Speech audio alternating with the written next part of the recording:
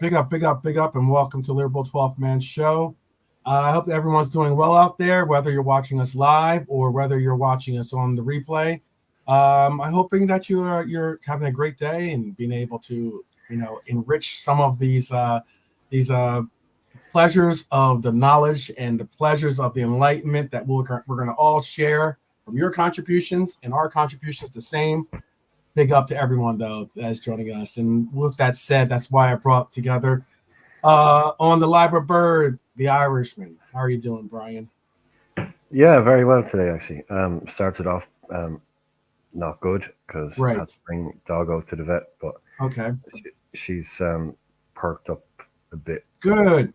Good. I didn't know if you wanted me to bring that up, like No. It's just I'm feeling awareness. good. I'm feeling Right. good because she's better than she was yesterday. So that's Good. yeah, Good. that's Good. good. Good. Yeah. Um, there are some fun things that we're going to talk about today because we've got obviously the thumbnail, which is the main topic of the day, but we also have some other interesting subjects to talk about as well. And some of those subjects are subjects that might make you go "Arr," or there are some subjects out there that'll make you go give the golf clap and be good about. Um, Starting off today, I was going to bring up the fact that apparently um, Georgi Mamardashvili will be loaned back to Valencia from Liverpool. I know as of late, I've heard about, we've reported on here as well about how that deal isn't a possible deal for what a lot of people were saying was going to be what happened, which is you were going to acquire the player and then loan him out to another Prem team, being the Prem team being uh Brentford, right? It was Brentford, right? Or Bournemouth. It was either Bournemouth. Bournemouth. And we were making a point about saying how, excuse me, we were making a point about saying how it wasn't you can't get a player and then loan them out in the same transfer window to another Prem team. So you could buy a player, and then allow for him to stay at his parent club that he's at currently, but you can't buy him, bring him to the Prem, and then automatically just loan him out to another Prem team. That's not how it works. Them is the So, rules. so it looks like the deal is very, very close to being completed. Obviously, they're just working out some of the finer points with the fact that Valencia is definitely going all in and trying to maximize this deal. And they're trying to make it where they're going to get a buyback, or not a buyback clause. But they're making it where they're going to get a percentage on the deal if he sold to another team. And also they are working on there's another caveat to the deal too. But there's a bunch of different things that are making up the deal that they're trying to iron out. And the other thing is certainly the money portion of it is a big part of what they're trying to iron out. um, Thankfully, the player isn't the problem. mm-hmm, Like mm-hmm, it's kind of like the opposite of the Zubimendi thing. I like remember really can't like he'd probably walk here, you know. right, right. Yeah, that thing is apparently wages no problem, contract no problem, player no problem. You can Right. imagine he's like double thumbs up to Liverpool. Yeah, get me there now. Yep. What do I have to do? Yep. So yeah, I'm glad there's no chance, of them kind of showing them pictures of I don't know what the bay in Valencia, very big sailing town, maybe some nice yachts over there you might like the look of. They don't get the old tourist board out for him, so Right. Right. I don't know what that it. Yeah. Whatever yeah, Valencia's got. Right. it's Right. famous for No sailing. happy trees or happy mountains. No, right on the coast, just down the coast from Barcelona. Never, I haven't been there, but famous for the old sailing, I think. So lots of rich people, I'd imagine.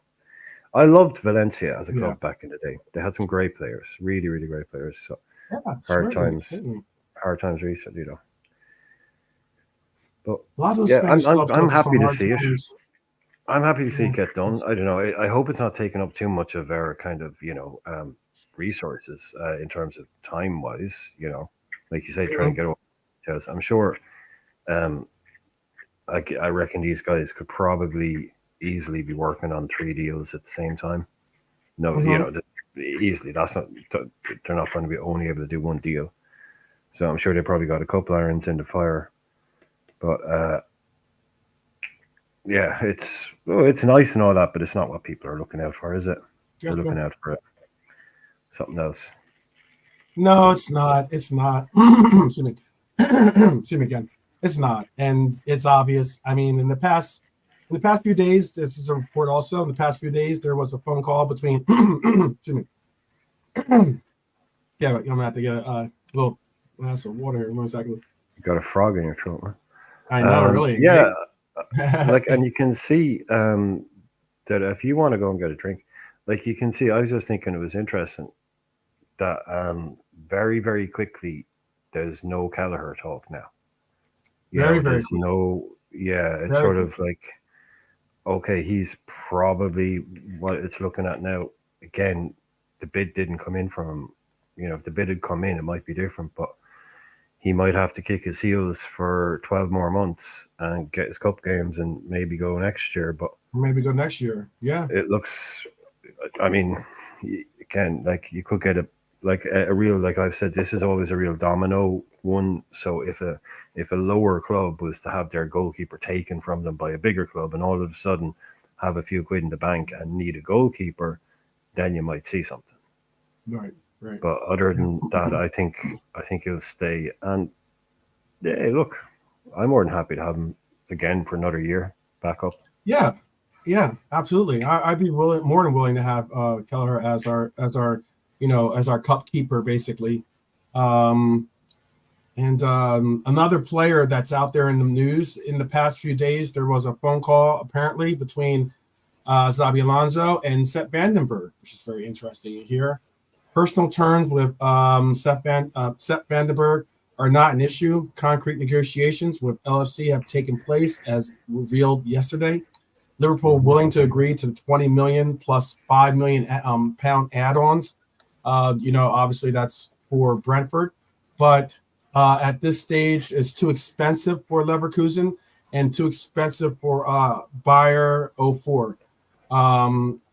Only considering that their only terms on considering the talented center back was to sign the 22-year-old in the event that another defender leaves the club upon deadline Yeah, or before Ano- deadline. another domino job. Another Right, domino job. right. And So is it too saucy for or too spicy for Brentford as well? That price, is it? well, Is that this is what what I you're was going to get saying? to. So Stuttgart was also pushing for him until Tuesday. He was their plan A. Now they're out of the race. But Brentford is 100% there and willing to Oh, pay the okay. 20 plus 5. Oh, right. And Okay. now they're only waiting for the player's decision on, Don't know what this he's is waiting according for. to Sky Sports, the Sky Sports uh, Yeah, Netherlands. he's probably waiting for Leverkusen. He'd probably, well, hey, probably he'd definitely rather go to Leverkusen than to go to Brentford. Yeah, Um, yeah, you know, Champions League football. You know, title winners. You know, yeah. He's already Brentford. had that conversation with, and he's already had the conversation with the coach. Alonso, yeah, Alonso was a manager.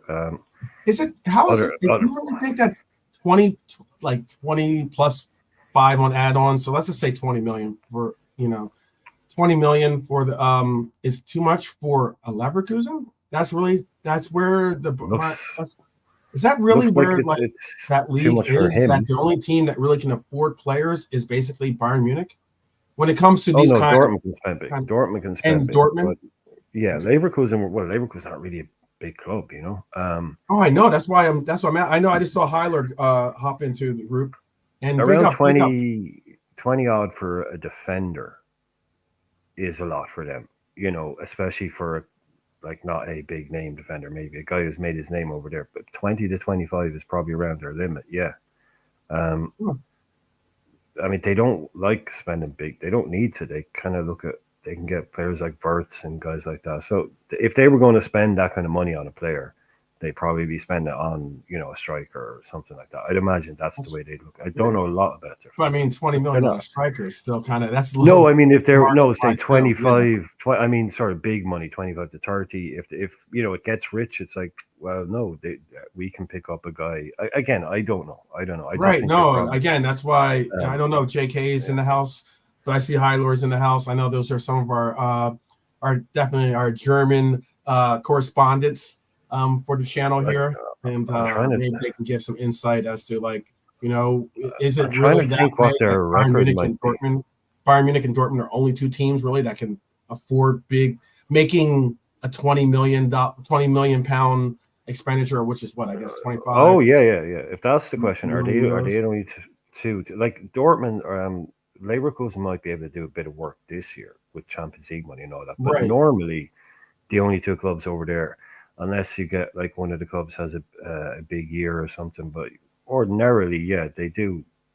You know, they they do kind of blow the others away in terms of what they spend, and Bayern Munich in terms of what they bring in. Even though it is kind of the 50-50 thing, they blow even Dortmund out of the water. So Mhm. yeah, once you get down to club 5, 6, and 7, 8, 10, 12 million, that's sort of what they spend on players ordinarily. And they'll get a Verts or something like that and hope an English club comes in and gives them 80 million quid and they go again and get Right. 5 players, you know. Right. Slightly different, but yeah, Bayern Munich, it kind of really is only Bayern. And then when you say the wages then after that to attract a big player, then you're really just getting down to the Bayern of it. Like Dortmund can do it That's crazy. occasionally, but that's just German football, and that's the way they like it. You know, they don't. That's kind of the way Yeah. they like it. But they're That's doing pretty. well. I mean, Leverkusen are doing very well. I'm sure Mhm. he'd love to go there. I'm sure Bernadette, Brentford would make him a much better offer financially. But yeah, you'd want to go there, play for Alonso, play in the Champions League, compete, you know, in a league that he's been doing well in.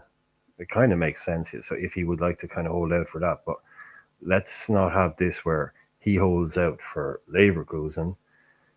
Brentford kind of go, oh well, we're going to do something else, and then Leverkusen don't come true for him, and then he stays. Come on, please, I don't want that. Like a Mhm. reverse Subamendi. That would Right. definitely be a reverse Subamendi.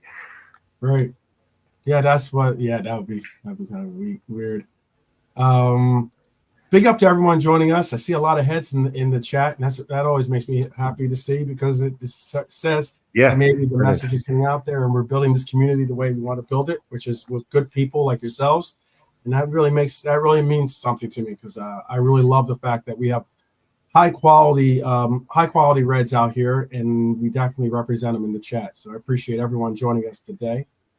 Um, I wanted to also include, we're talking about some news around the world and stuff like that. We're just talking about Leverkusen, right? Well, there's a certain player that is being mentioned as a possible addition to Liverpool, and that is this individual right here. Let me see if I can bring it into a bigger. I'm going to try to make it bigger for everyone. But it is Hincape.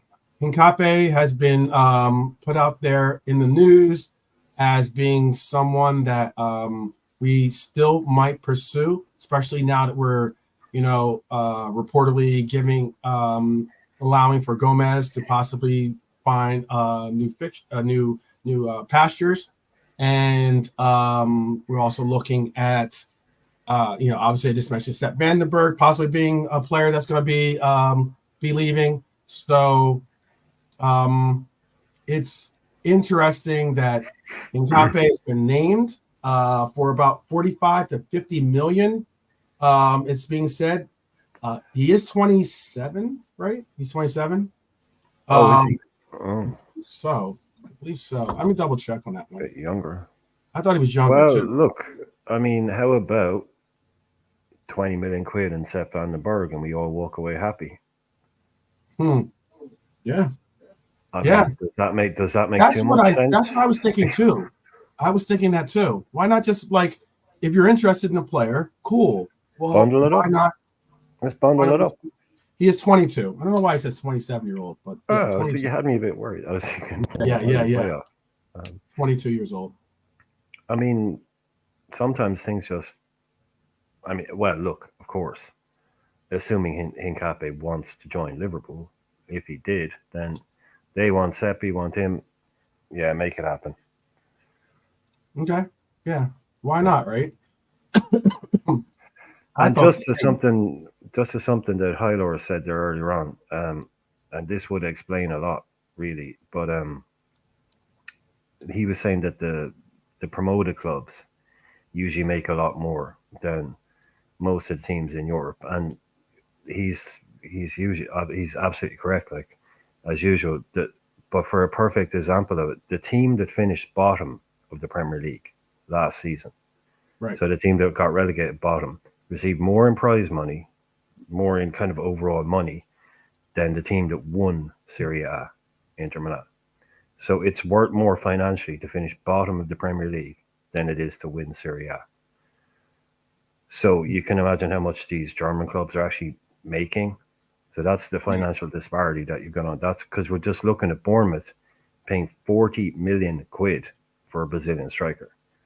I mean, that would break the transfer record for probably 3/4 of the Bundesliga. And Bournemouth have just gone out and done it to replace freaking Dominic Solanke. I mean, that's the world we live in now. Doesn't get noticed. Like these guys, if this wasn't happening, there's a lot of these guys that are playing at Brighton and are playing at Bournemouth, and they would actually be playing at the likes of AC Milan or Valencia or maybe even a Barcelona or an Inter Milan. They would be playing for clubs that are regularly Champions League clubs in their leagues, but instead they're ending up at mid-ranking or lower Premier League clubs, which is just crazy.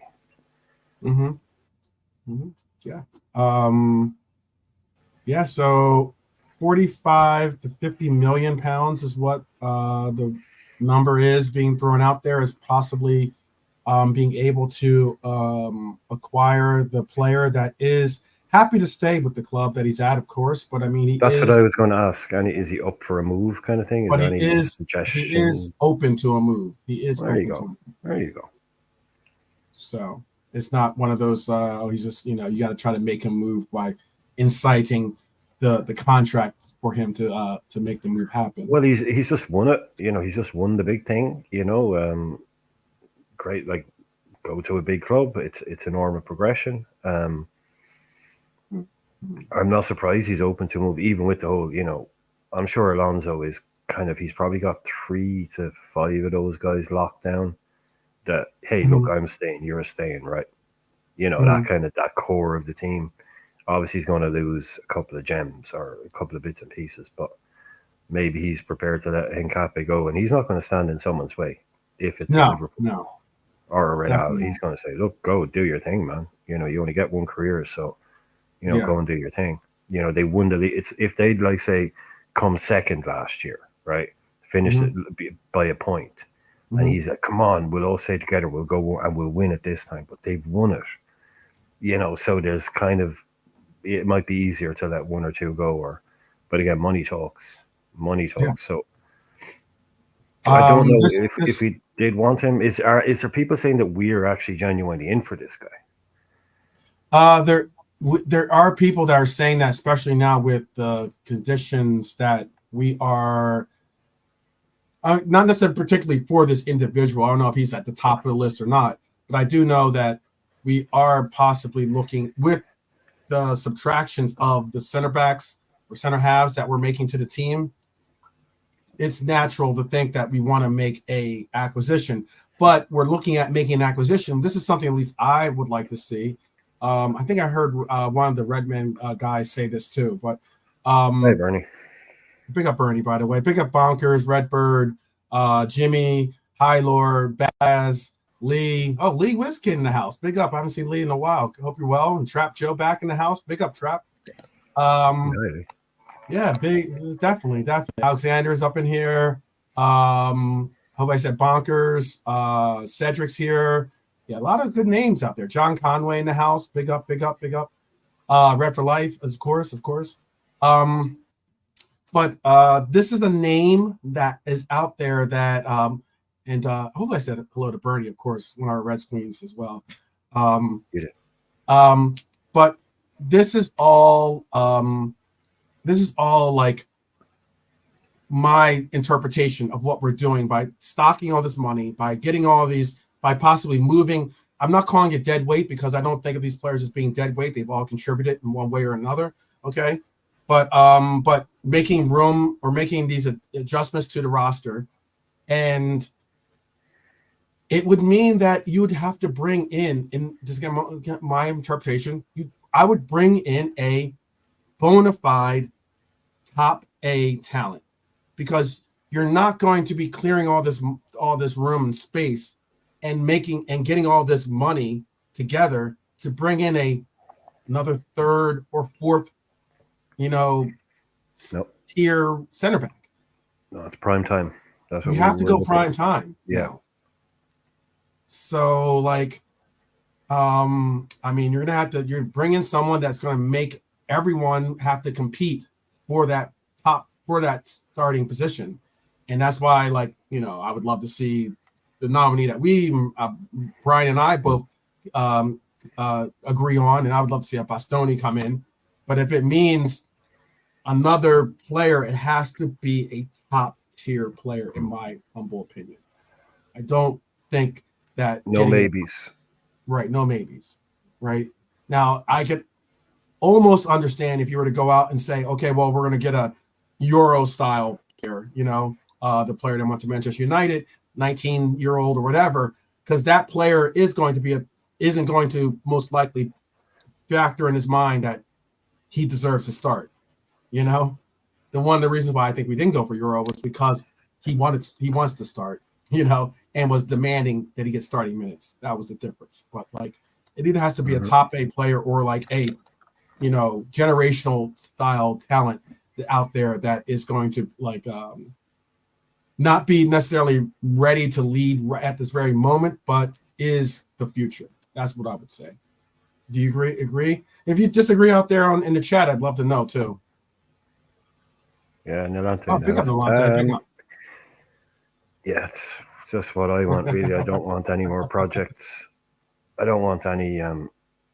I didn't even want the Euro, because Euro is too young, too many variables really with any transfer. So somebody coming in that young, that big price tag, I just thought, no, we have project players already. So I just want someone that's going to come in and be a partner for VVD.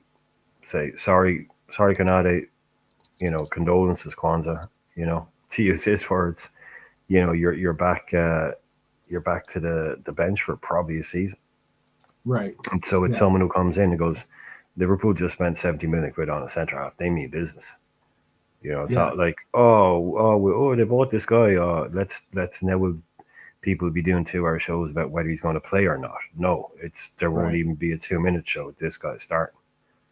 I put on the one of the graphics I have on the screen right now is basically a comparison of some of those other backs, or at least players that have been put out there, whether it's Gehi or it's obviously Ignacio or Lukiba or Brantwaite.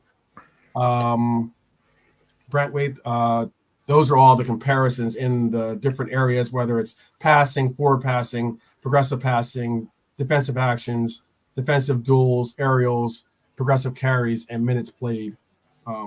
Those are all the differences in those characteristics for those players. I want to also bring up some out of the. This isn't necessarily Liverpool related, but it is related in the sense of if there's, for those of us out there that have aspirations of seeing this team meet the title, because I know out there too, yesterday I asked the question of would you take Mane back as a squad player, and I know people out there were like, no, once you've let go, you don't go back type thing, that whole thing. And apparently City are going to be going back because City have a new man that is apparently interested in returning on a free. And that man is this man, Gundogan. Apparently, Yeah. it's a here we go. Um, According to Fabrizio, deal in place with the German midfielder to join on contract valid until June 2025. The agreement is reached after positive talks in the last 48 hours, and Pep Guardiola, said yes, as revealed yesterday. Gundogan will leave Barca on a free. Um, how do you feel Mm. about this one? How do you feel about Good, this one? good mind. Yeah, just I think that's a classic. The exception proves the rule kind of thing. 99% out of 100, it is don't go back. Yada yada yada. But he's a real little Guardiola pet. I mean, probably never want to lose him in the first place. He'd probably be. I think Mm-hmm. Guardiola. I think Barcelona. They had him on like 320, 325, something like that. Desperate to get that money off. So yeah, he is a good player. I always wanted him. I always wanted Klopp Mm-hmm. to go and get him Mm-hmm. because he can play about Yes, because he three different also because roles. yeah. Yeah, Plus they have a connection too. They have yeah. previous. He can play deep line midfielder. He can play box to box. He can play number 10. Like he went and scored a load of goals basically, and Guardiola just put him in the number 10 position. Won the league title last season. He scored I think 8 and 6, something like Mm-hmm. that. Mm-hmm. He just said, "You go up and your job this week is to sit and defend and not go past the halfway line. There's your job this week. I want you to go up and get in the box and score goals." And he just goes and does it. Very Right. rare type of player. Um, yeah, the Barcelona thing. It's like that was such a Barcelona. Like he was what 31 when he went there, and they gave him a huge contract. It's like, what are you doing? Like, what the Yep. hell are you doing? I mean, just yeah, I could understand them getting free Yeah. transfers or doing things like Well, that, this but is what Nuante put it too. This is why they're doing it, because they're trying to register Omo, but even if it yeah, they goes, they still got to still can't shave. register. Yeah, They they're still got to still. shave some wages. Yeah, it's like Barcelona's out there flexing like they're Real Madrid, and they're not at this very moment. I know that Barcelona and Real Madrid have always been pretty close to being, you know, on par with each other when it came to, Yeah. flex and the pool and everything else that people put out there. If But there's a let's be 28-year-old guy, right, honest. that was Mhm, some guy that was deadly, and they brought him in, and you could understand why they wanted him. And now it's like, oh, we've got it. Look, we need to be able to bring in two players, so we're letting go reluctantly of this brilliant player. But it's not. It's some 31-year-old guy they gave an enormous contract to for absolutely no reason, just because he was on a free and they could get him. right, right. It's like it is a joke of a club. It is, and it's sad because they didn't used to be a joke of a club. They shouldn't be a joke of a club. They were supposed to be. Well, they were a bit different. This is a sad state that this club is in, and Hmm. I basically blame. I kind of blame PSG because when this all stems from the moment they got that. Well, not all stems from. Most of this comes from the moment they got 212 million for Neymar, and they just Hmm. completely lost their minds. They completely Hmm. just utterly lost their minds. Broke the transfer market, started throwing money around all over the place, and they're still trying to dig themselves out of that hole. So be careful what you know. Careful what you wish for, Yeah, basically. have a like. Oh, we'd have to sell a guy for 200 million. We'll rebuild it. Like they took 200 million and broke their club. Yeah, It's yeah, it is a cautionary tale. yeah, certainly is. Certainly is.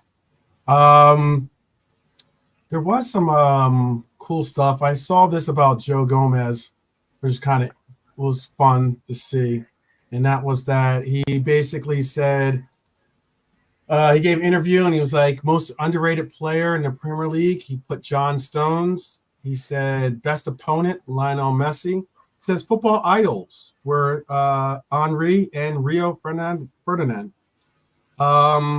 but he also said his best teammate.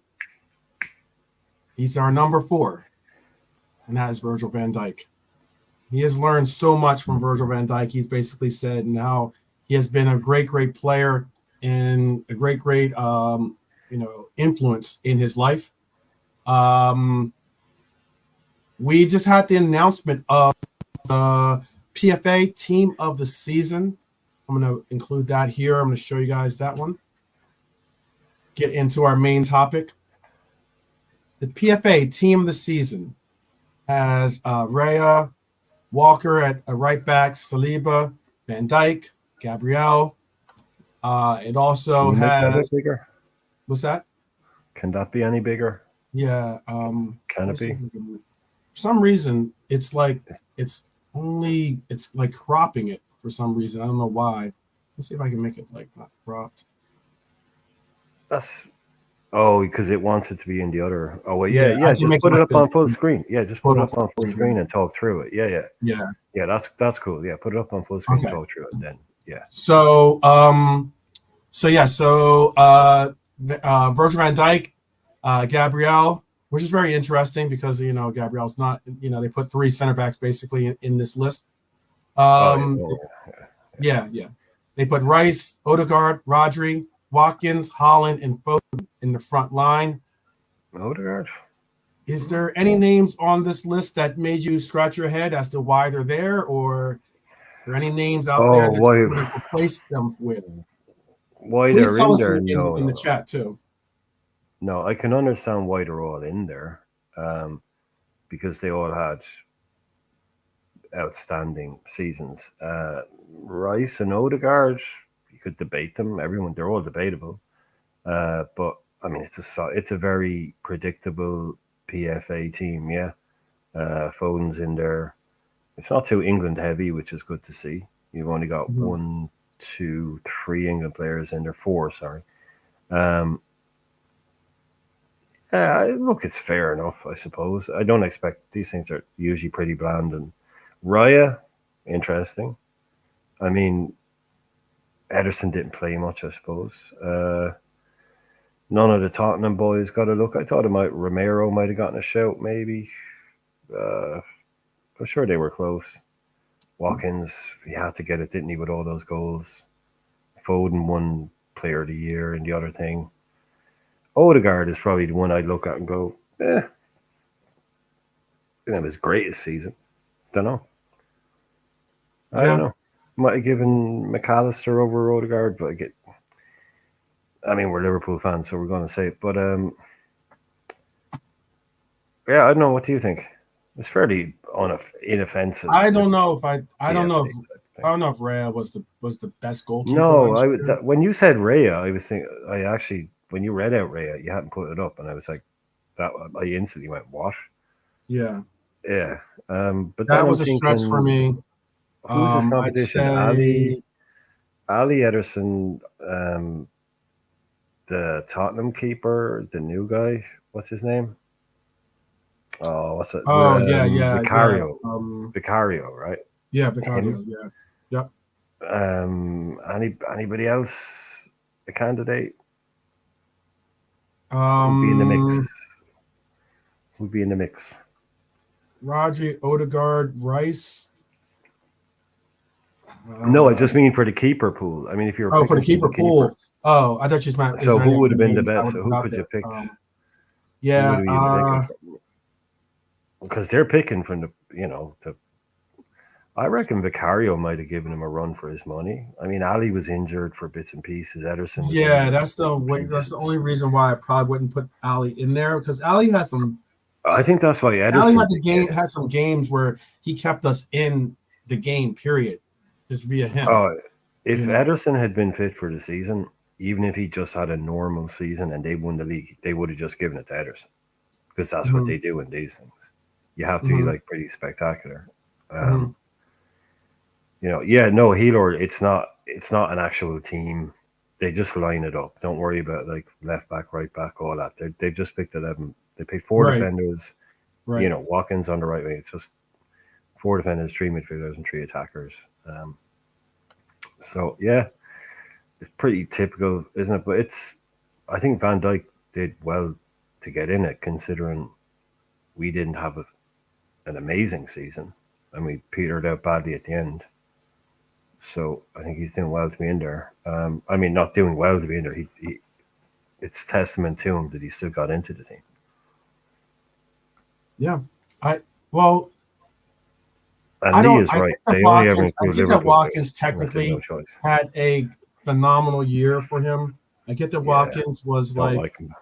obviously a player that was had his moment with England in the Euros. He obviously was a player that was Yeah, but utilized this very is only well. Premier League. Don't worry. Don't forget, this is only Premier League that they're judging Right. it on. No, I get that. I get So that too. I get that. I'm yeah. just saying for people's perception of I like, think he had to get it for the goals. He's an England player and he scored that many goals. He was always going to get in this team. Like this team, you could probably pick 90% of it yourself without seeing it, just by knowing who they're going to pick. Like I'm surprised it was either going to be Watkins or Solanke that got it. If Watkins didn't get in, it would have been Solanke. I Yeah, thought Trap that Joe, it's the PFA team of the season. Yeah, last year. Like, right. yeah. But this is picked by the actual Premier. This isn't the player of the season. This is the Right. actual FA one. So This is PFA. this is the PFA team of the season. And also on here was Holland, obvious choice. Foden, obvious choice. Rodri, obvious choice.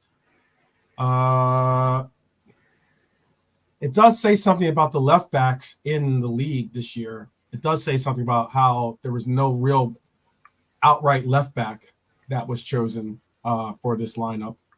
I get that it doesn't matter what their position is, but I'm just saying that, Walker is a right back, Oh yeah, he got in. Yeah. No, Yeah. I know what you're saying. I know what you're saying. But if Yeah. there was a left back, but if there was a defender that was even better, I don't. He probably still would have gotten in anyway. I don't think Yeah. they're too concerned about making a Yeah. perfect team. That team would probably finish at least second. I Yeah. mean, Watkins isn't where you'd want him to be. Well, yeah. Also, I just think, it is tough to say. I know there's out there. I know Trap Joe was like, how did Watkins get in over Salah? Over Salah. Statistically, Watkins has slightly better numbers with goals and assists than Salah. He's an England player. Yeah. He's an English player. He had his best ever season. He was always getting in that team. Like Lee Wizkid said earlier on, they only ever put usually just a token Liverpool player in, or it's unless like a Liverpool player has just been so good that you can't not put them in.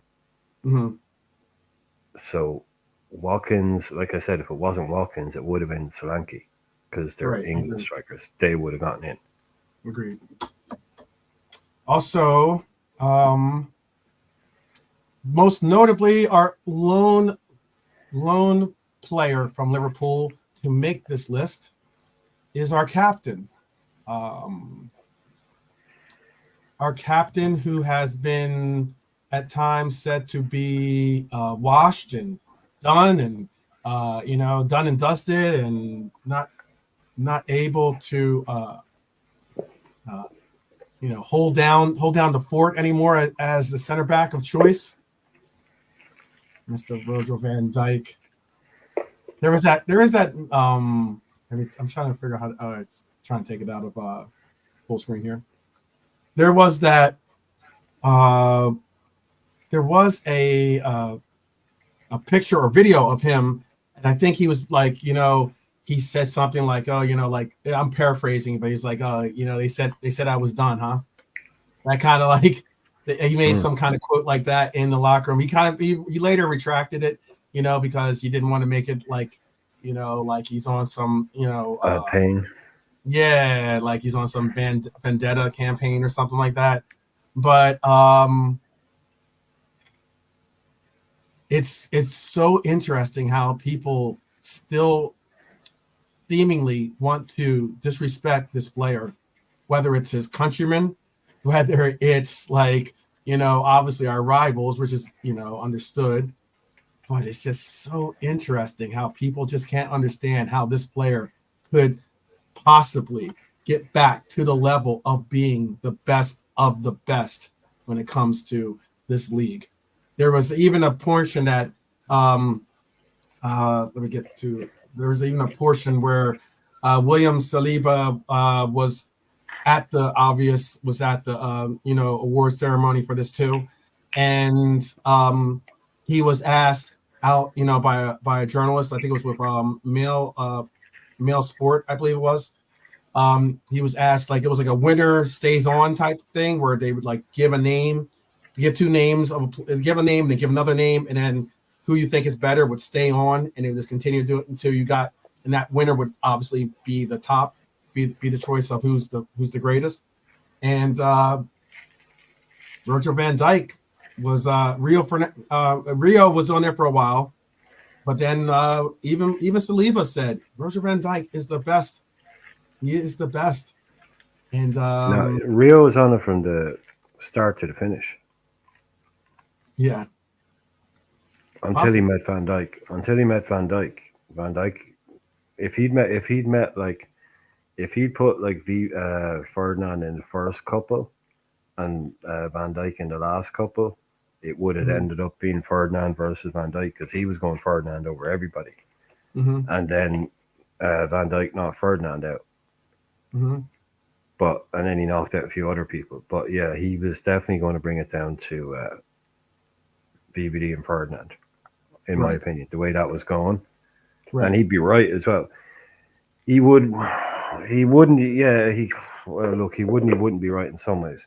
If you're just talking about ability, then yeah, if you're talking about longevity, trophies won, yada yada yada, might be a bit different. But to me, the ultimate, without doubt, Premier League centre half pairing would be prime VVD and prime Ferdinand. That'd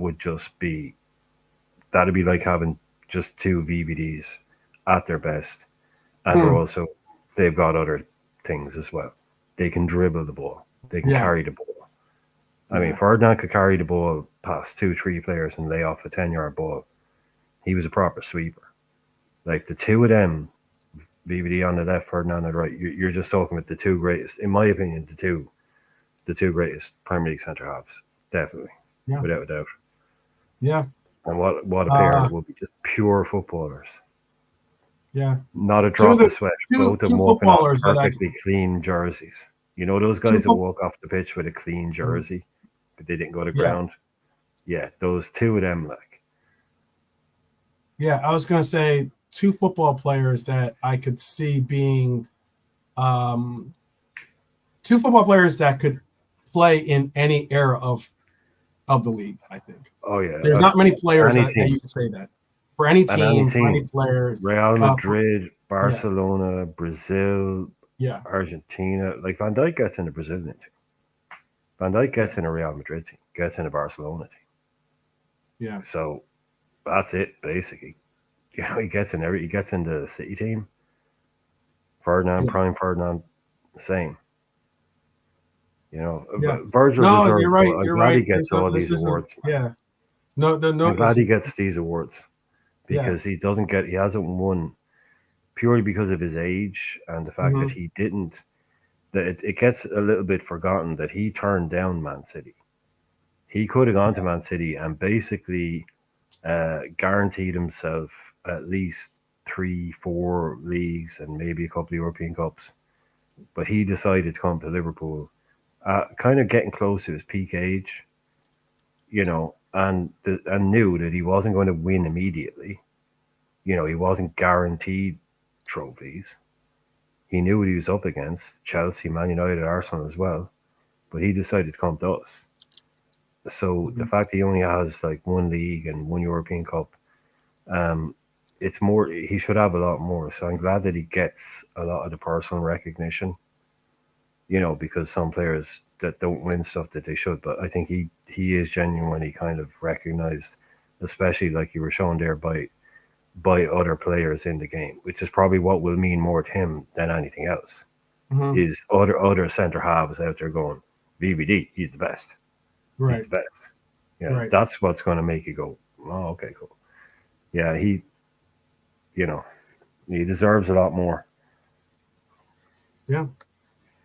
He can do everything. I mean, look, there's some crazy stats that I was going to include in this conversation, which is, Virgil van Dijk has been the best center back in the Premier League for the last 7 years, possibly, or arguably, and has made it into 4 out of the last 6 PFA teams of the season, with the one exception being the 1 year that he was out due to an ACL injury. Longevity is injury. That wasn't an ACL injury. That was an assault by Jordan Pickford. Right. Yeah. What I was going to also include was, often being put into the conversation is longevity. Longevity has also often been a narrative against him, as he cannot. I think that can't be used any longer. We're talking about this man being in the best league, arguably the best league in the world, for the last 7 years, and being basically the best defender in the league year in and year out. I think that makes a huge statement. He's still a bit shy of. When you talk about just in terms of longevity, it gets thrown out probably maybe the wrong way. It's just in terms of when you look at how many games he's played, in terms of like judging him against like other players, he's had a relatively short career at the top, post Southampton. Compared to some players, that's all it is. See, the thing is, he could still do it.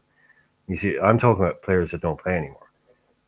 He could still do it for another 4 years. Well, you could say that, but you realize that he now has. No, I'm saying he could do it for another 4 years. That's why I don't judge him in terms of those players, like in total, because his career isn't over yet. It's far from over. Well, so it's you can just say like, oh, someone played 600 games or what? Yeah, but those guys are retired. He's not retired yet.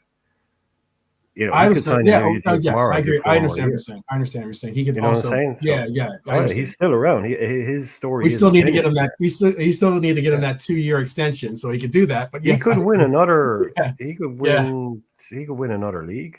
I mean, I know we're going a bit, but he could win another league and another Champions League. So his story isn't finished yet. Say against someone like Ferdinand or Terry or Sol Campbell or Tony Adams. These guys, their story is finished. You can add up their stuff, what they've done. Virgil, he's still got lots of time to add more things to it. Right.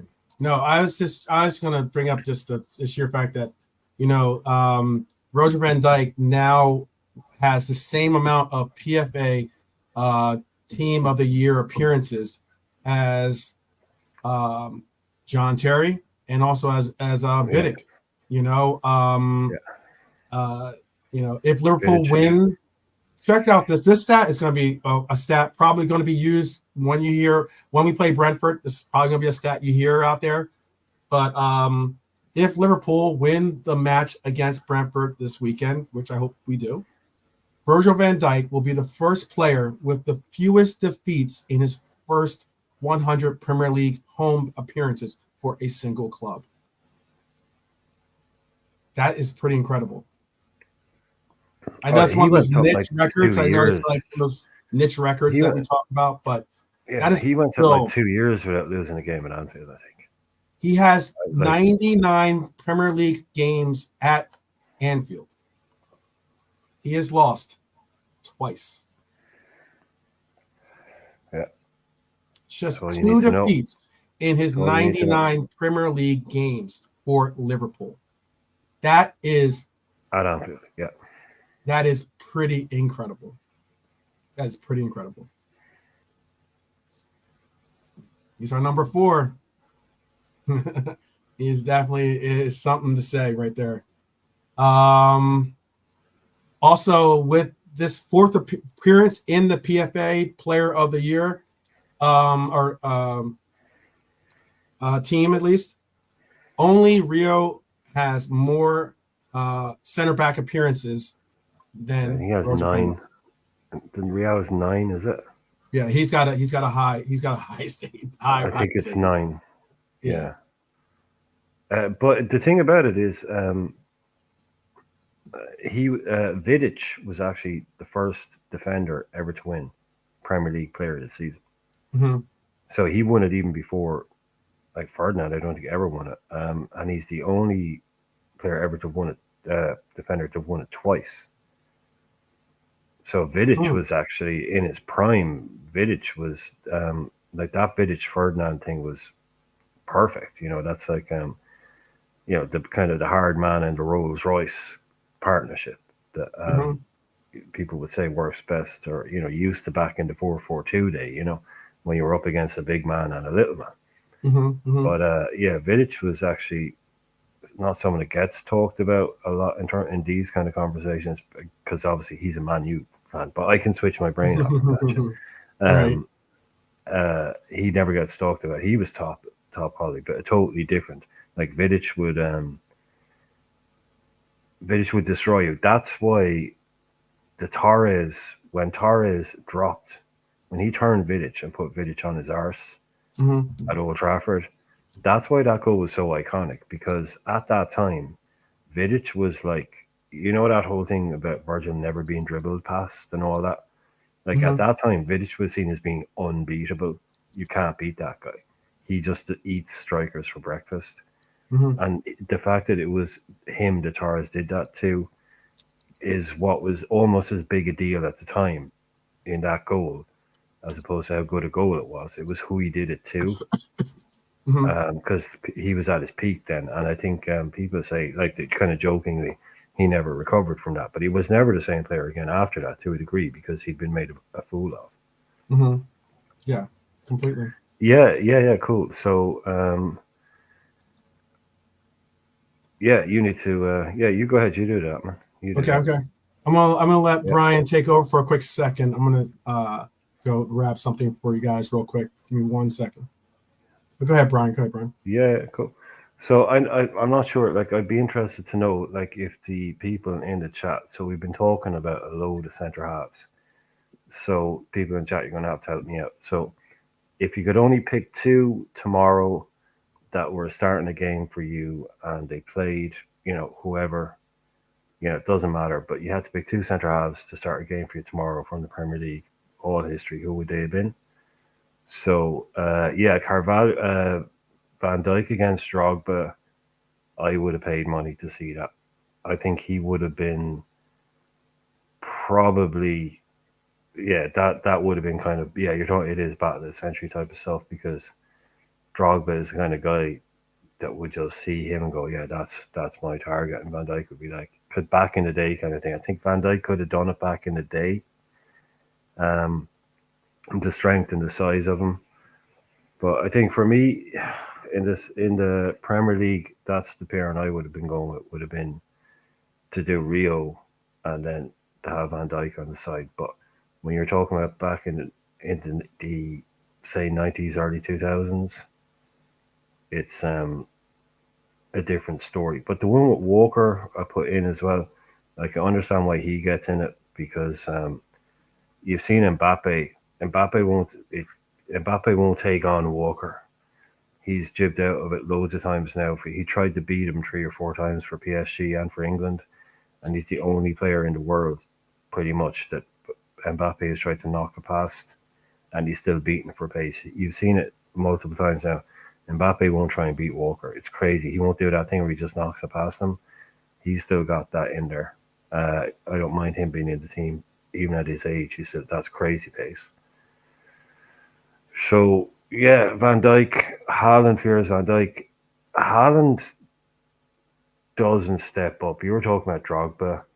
Someone's talking about Drogba. Drogba is like the ultimate clutch player. He probably goes maybe 14, 15 league goals, but in any game that really matters, Drogba is going to step up.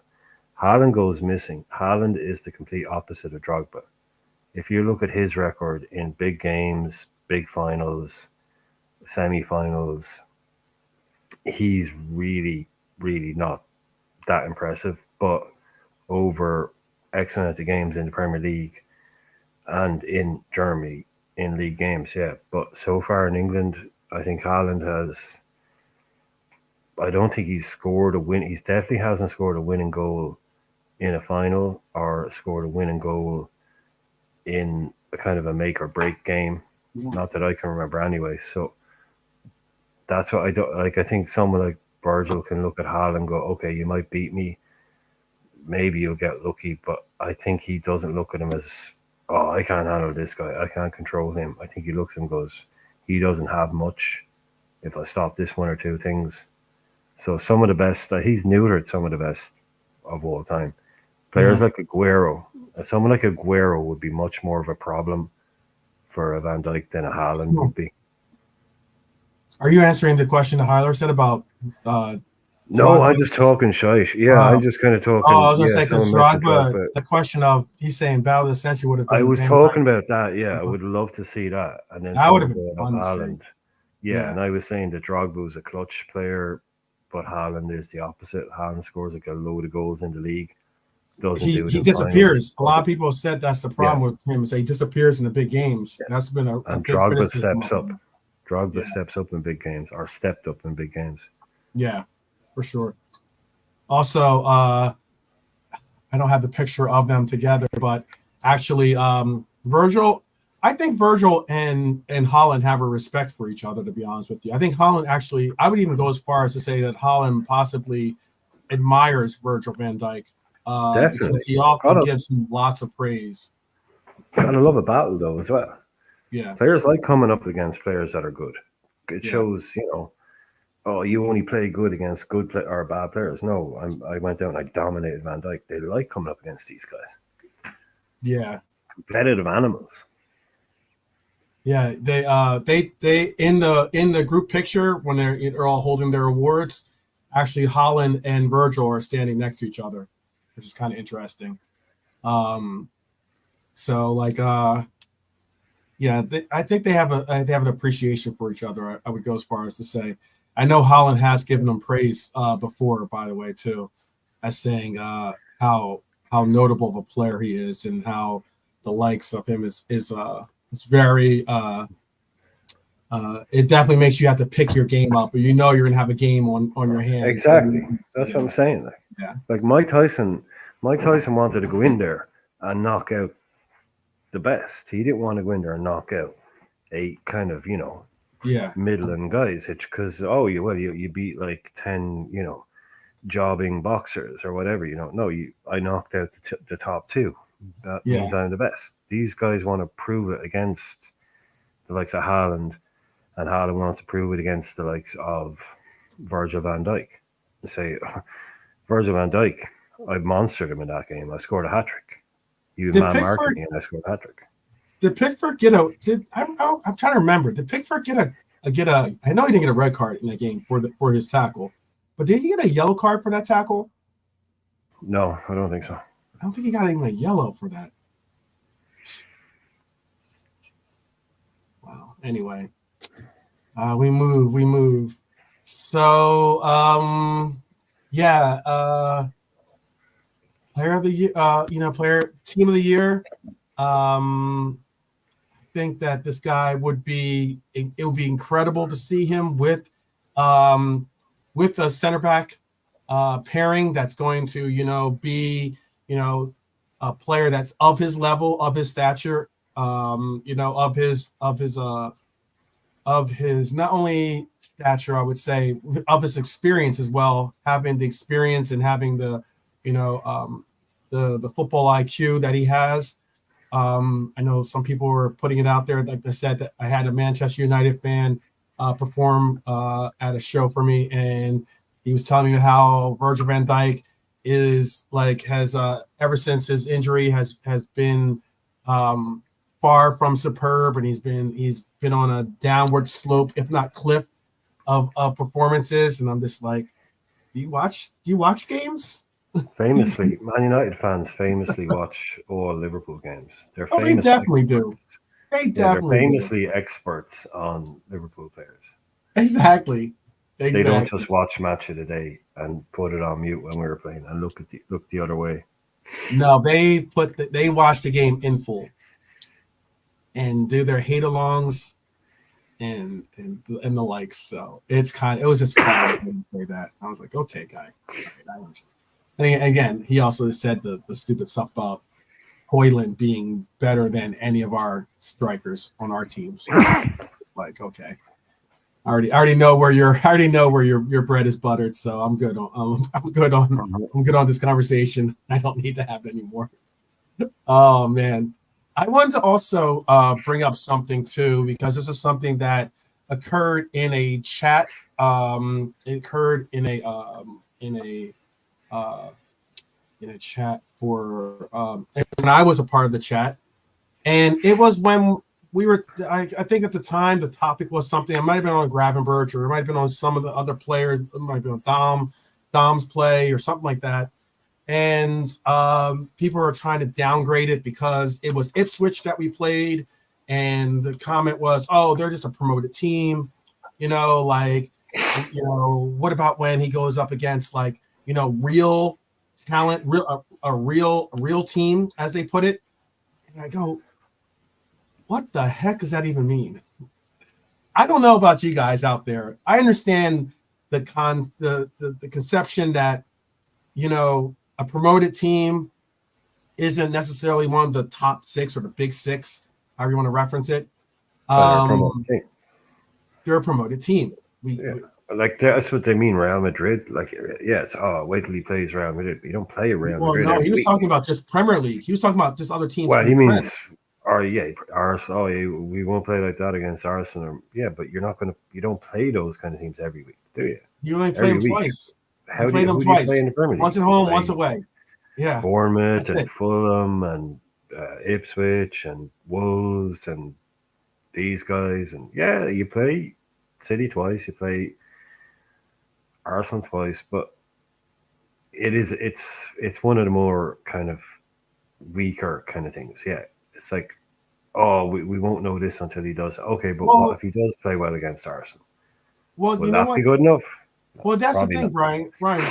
Just hear me out then for why I kind of like, I wouldn't say snapped, but why I kind of like definitely made a point of saying I don't think you do justice to those teams, considering that on any given day, a Premier League team can win a game against, whether it's Liverpool, City, what was it? Was it Southampton? Was it Southampton, or what team was it that like ended up beating Arsenal it wasn't last year, but I think it was the year before that. They ended up beating Arsenal, and that game proved to be a big factor in them not being able to win the title.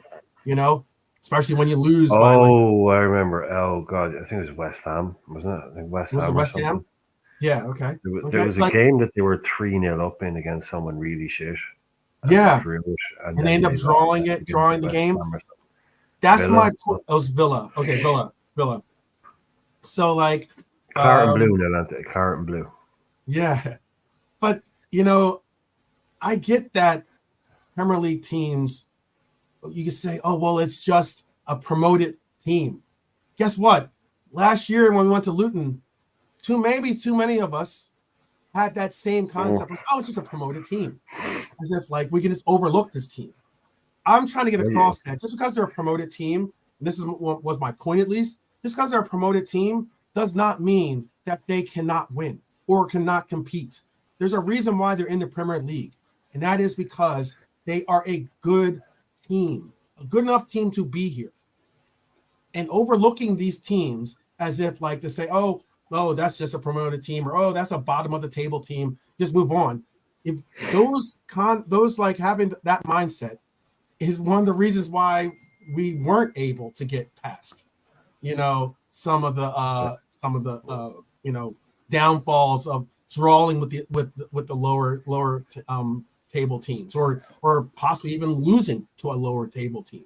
Well, that was my push. Or I push back. Sorry, go ahead. Sorry. No. That was my match preview. You've literally just repeated my match preview, and I got pushback. And we can't be this, or I went 2-1, Pops went 2-1, and there was the usual 4-0, 5-0, 6-0 coming out, and everything that you just said is what I said before the game. It's like these are good teams now. There aren't really one or two. I don't think Southampton are that good. Um, but yeah, we say this every year, and every year you get your arse bitten. You know, oh, promote a team, and people just write them off. They see the name Ipswich. Most people, they haven't been in the league for 20 years. That counts out a hell of a lot of people on YouTube for ever Mm-hmm. having known that they were even in the Premier League. They'll be Mm-hmm. just like, what's an Ipswich? We're going to beat them 6-0. You Right. know, it's Right. just Right. like, no, come on. Like, that's why, and I was getting pushback on it. I was like, come on, I'm going to say this against, I'm going to say this about a lot of teams this year when people ask me, what do you think the game is going to be? And I said it at the thing. I said, look, someone's talking about the 5. I was saying maybe 11 points. We might lose one. Oh, who are we going to lose against? It's like there are no gimmies. There's no walkovers at Anfield. Yes, then you're talking differently. But when you're talking about going away to these teams, you know, at Anfield, yeah, we're going to beat Southampton. We're going to beat West Ham. We're going to Right. beat almost probably most teams, almost certainly. But the likes of West Ham put the mortgage on it at Anfield. But when you're going away against these teams, then it's very, very different. Because like we've just been talking about, Bournemouth buying Evan Nielsen for 40 million quid. Mm-hmm. Like you're not going to these boys and getting like Neto at Wolves nearly tore us up last year. Yeah.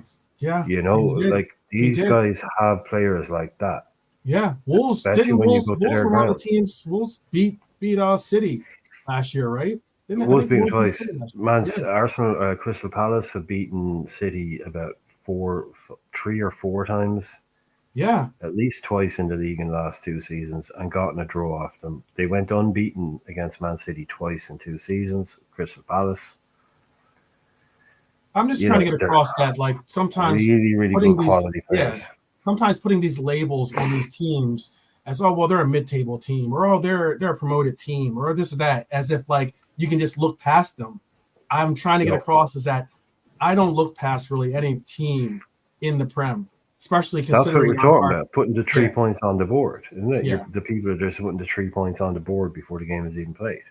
Right, right. And also like when I do hear that when we get a performance out of these teams or from these games too, I think it's notable to say that despite the fact that they are a mid-table team or bottom of the table team or promoted team, whatever the case might be, a lot of these teams, especially when they're going up against a team like a Liverpool or a team like City, especially, will have certain game plans set up to take on these teams and get a result. Like as in, Unless they're some stupid. of these teams don't come in and I mean, like we play at Everton. I don't think Everton come into the sometimes into the game. Or I just spoke about Manchester United when Man U came to, and I think Man U right now is a mid-level mid-tier team playing above their or getting some results above their level. But all the same, they're a team that came in with the mindset of saying we're going to park the bus at Anfield and just try to do our best and not concede. And on that day, we still had a bag of chances, okay, to score. And then sometimes it's just not in the cards for you. You know, sometimes you miss those easy sitters or you miss that shot that should be like something that you normally score 9 out of 10 times. And for some reason, it's just not going in there. And maybe that's that sense of doubt that seeps in a little bit, whatever the case might be. All right. And hopefully you can overachieve that. But what I'm getting at is that it's just when it comes to a lot of these teams out there, I just don't like putting it on as like, oh, well, you know, they so and so played well, but it was against this team. That doesn't mean he played well, period. He did what he came out to do. He gave problems for another team to be able to contend with his talent. That's how I look at it. I don't look at it as saying, oh, well, it was against this team or that team. I mean, I get it. Like, as in, I just think that you're putting too much emphasis to say, let me not give this player credit because it was against But Ipswich we're but or we're Luton. also just we also just slagged off Haaland because he doesn't show up in finals. You know, so it No, and I works get both that. ways. I get that. You know, it And I does get that. like you will like players will cement their reputations because they do it in big games.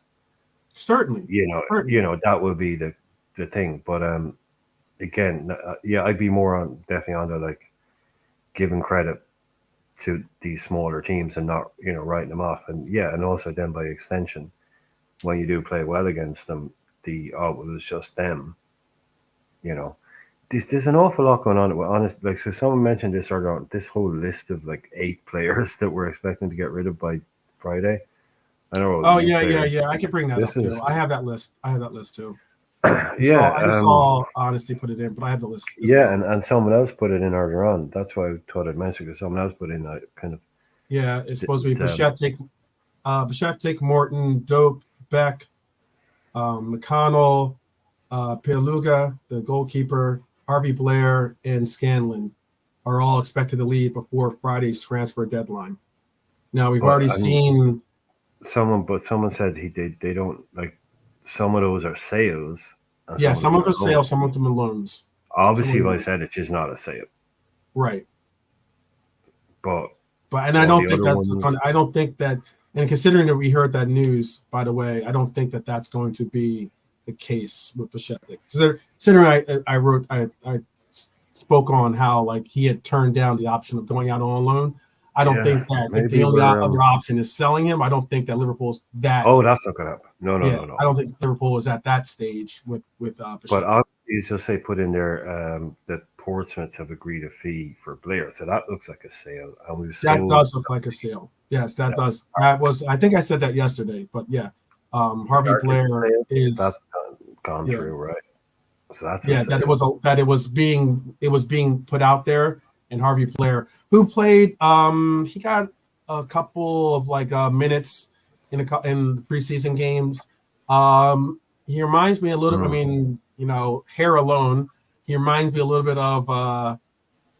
of Dan's in the sense of like he's very rapid, exciting. He's got a little bit of like enthusiasm behind his play.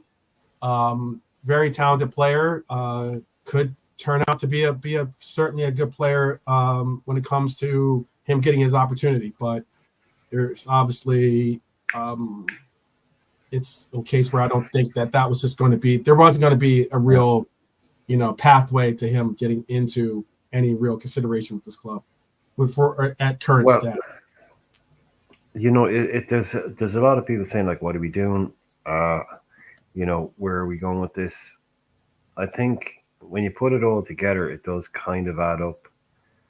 What we're doing here is, again, it doesn't really work without players coming in, but this is a new broom.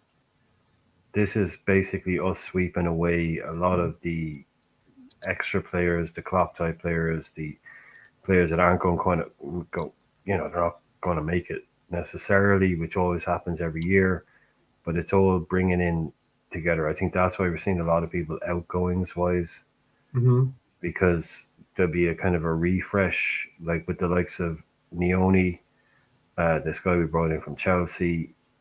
There's going to be a new batch of those youth players coming in.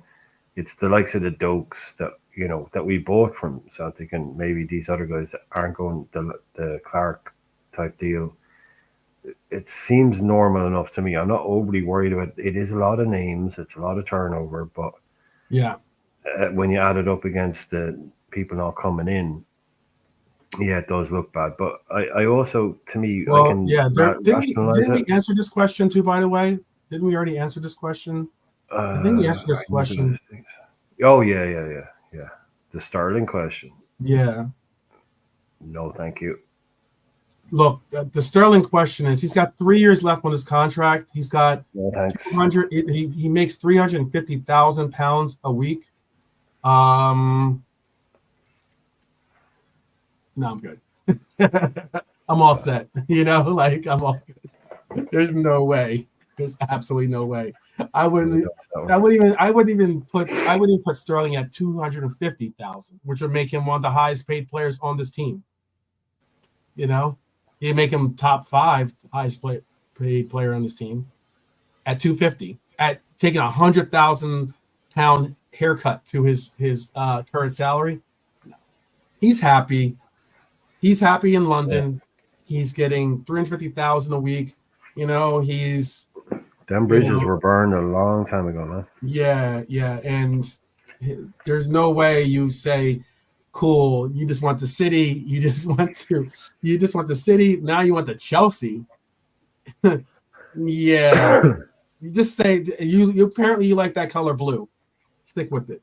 You know, stick with blue. No, and there's some talk, a lot of talk going around, my least favorite phrase at the moment, which is the whole yes man idea, Mhm, um, which is kind of getting bandied around a lot, which means it seems to mean everything and it seems to mean nothing at the same time, which basically somebody who's prepared to work within a structure, a predefined structure that they agree mhm, to work in, mhm, and they collaborate with people in the way that's been laid out with them that they're going to collaborate. mhm. They get accused of being yes men because they work within that collaborative system. It's very, very strange to me that the whole yes man, yes, like, oh, um Arne Slot is going to do what some he's a yes man. I told you he was a yes man. And this thing coming out like with here, like Maresca, that's a Yes, yes man. That's a yes, yes man. What yeah, he's saying, Maresca has come out and said that he will only coach players that he yada yada yada yada yada. Right? He's a coach that's come from Manchester City as a second choice, goes to Leicester, gets handed like the best squad in that league. Do you honestly think he has the stones to come out and say, "I can't deal with a Raheem Sterling"? That's a yes man. He's been told to say that, and mhm, he's come out mhm, and said that. mhm, That is a yes man right there. Arne Slot mhm, isn't a yes man. That right mhm. there is a yes man. Because you think he can't work with Sterling, Raheem Bloody Sterling, the guy that went to Man City when he was there and scored a million goals. He's been told by the club to say, "Oh, I can't work with him." Yeah, right. Enzo frickin' Maresca. What are you, everyone? That like, come on, seriously, like Arne Yeah, Slot. Oh, he's a yes man because he's working within the structure. Oh, we all said he's a yes man. That's his problem. And people who say yes man, they don't even know what they're complaining about. yeah, You know what no, I I mean? get that. I saw a very heated exchange between Hutcherson and Gab from the Gab and Jules show on ESPN FC. Um, Hutcherson was on as a guest for substituting in for Jules.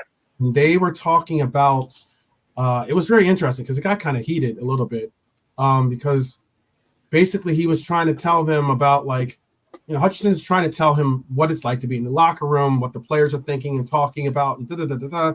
And Don of course Hutchison Gab is trying to apparently explain stuff to him about how is is this this, how about Don? that, and he's trying to tell Is him, this hey, let me get my point out. He was getting angry, and it was is kind this of like, Don Hutchison, the West yeah, Ham guy? Sorry, yeah, Don Hutchison. Yeah, okay, cool. yeah, Yeah, yeah. yeah.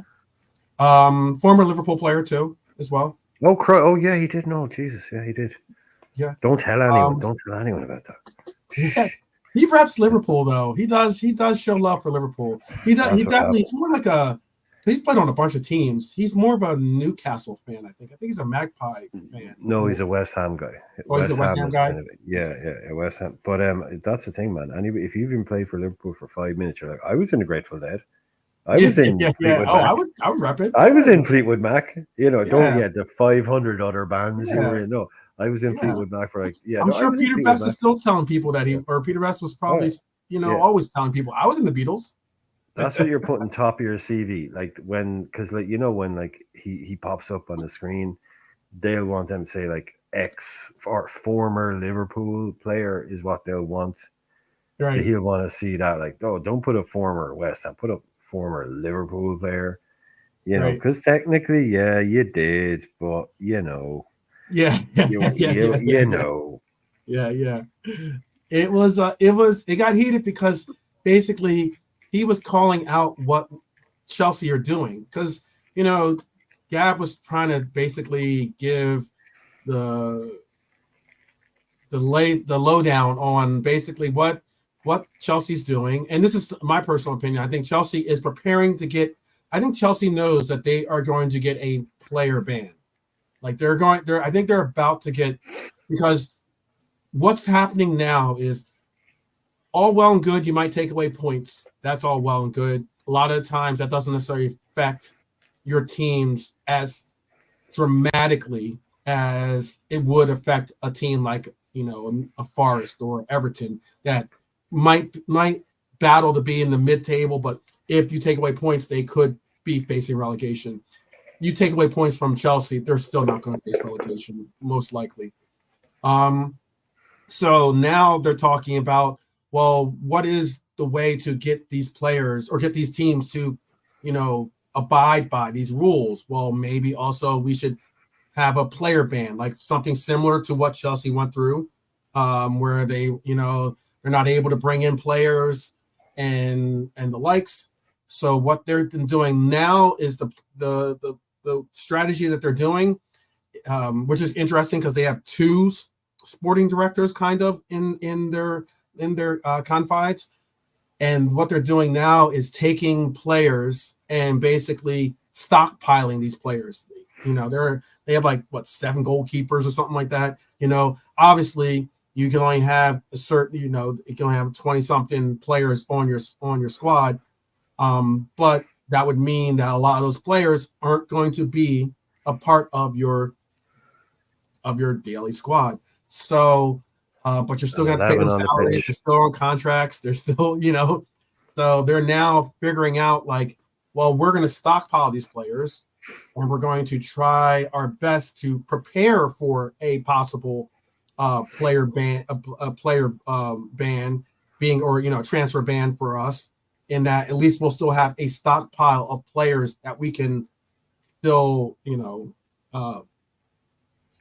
sub in or sub out of the team, of the total team roster. It's a messy deal. It's a messy way of putting it. It is part of their future. 6, 7, 8, 9 year deals and such. You take away the drive for a lot of these players and like trying to work for better contracts. I just don't understand exactly the methods of what they're trying to do. So, I don't think they do either. I don't think they understand what it is they're trying to do. Really. I mean, I don't think they have a project in mind that involves football stuff. Mm-hmm. It's more about, I really don't know what they're doing there. It is kind of crazy.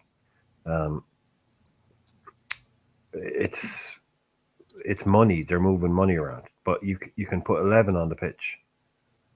You can have 23-man squad, but they've got enough for 3.5, 4 teams, even with keeping people happy, even with a transfer ban, even with all the games, even with all of this. You're still going to have probably 20 players just sitting there picking up checks. Like you're talking about $100,000 a week for 8 years. Yeah. It's Now look, this is what we were talking about the other night. Picking up checks from the beach, basically. Yeah, but we were talking about this the other night in terms of contract lengths, and this is something that I don't like talking about. But players have a book value, and they are an asset that is attached to the value of the club. So, for instance, if Mo Salah is 29 and he's on a 4-year deal, his book value will be 200 million. That's attached to the value of the club. It goes on your book. It goes on what your club is worth. If Mo Salah is 32 and he has 6 months left on his deal, he's probably worth, his book value is probably something around 10 million pounds, 20 million pounds, whatever. So that deflates the value of your club. Same with Trent. Trent locked down on a 5-year deal. His book value is 180. Trent with 6 months left, his book value is way lower. So this is what they're doing. They're putting these players on these long-term contracts because that's attached to the book value of the club. They're assets that are attached to the club. They've got 5 years left. He's going to be worth 40, 80, 60, 20. Right. They're always at their highest level. Clauses. Yeah. Yeah, they're always at the highest level of their value. So when someone comes in to buy the club, they have players valued at. You're not going, come and buy my club. We have Mo Salah and we have Neymar and we have Messi. Yeah, but they only have 2 months left on their deals. So you kind of don't. Oh, but Right, we have right, Messi on a 10-year deal. We have right. They're assets that this, have long, yeah, they are yeah, asset, but it goes on long, the value of yeah, the club.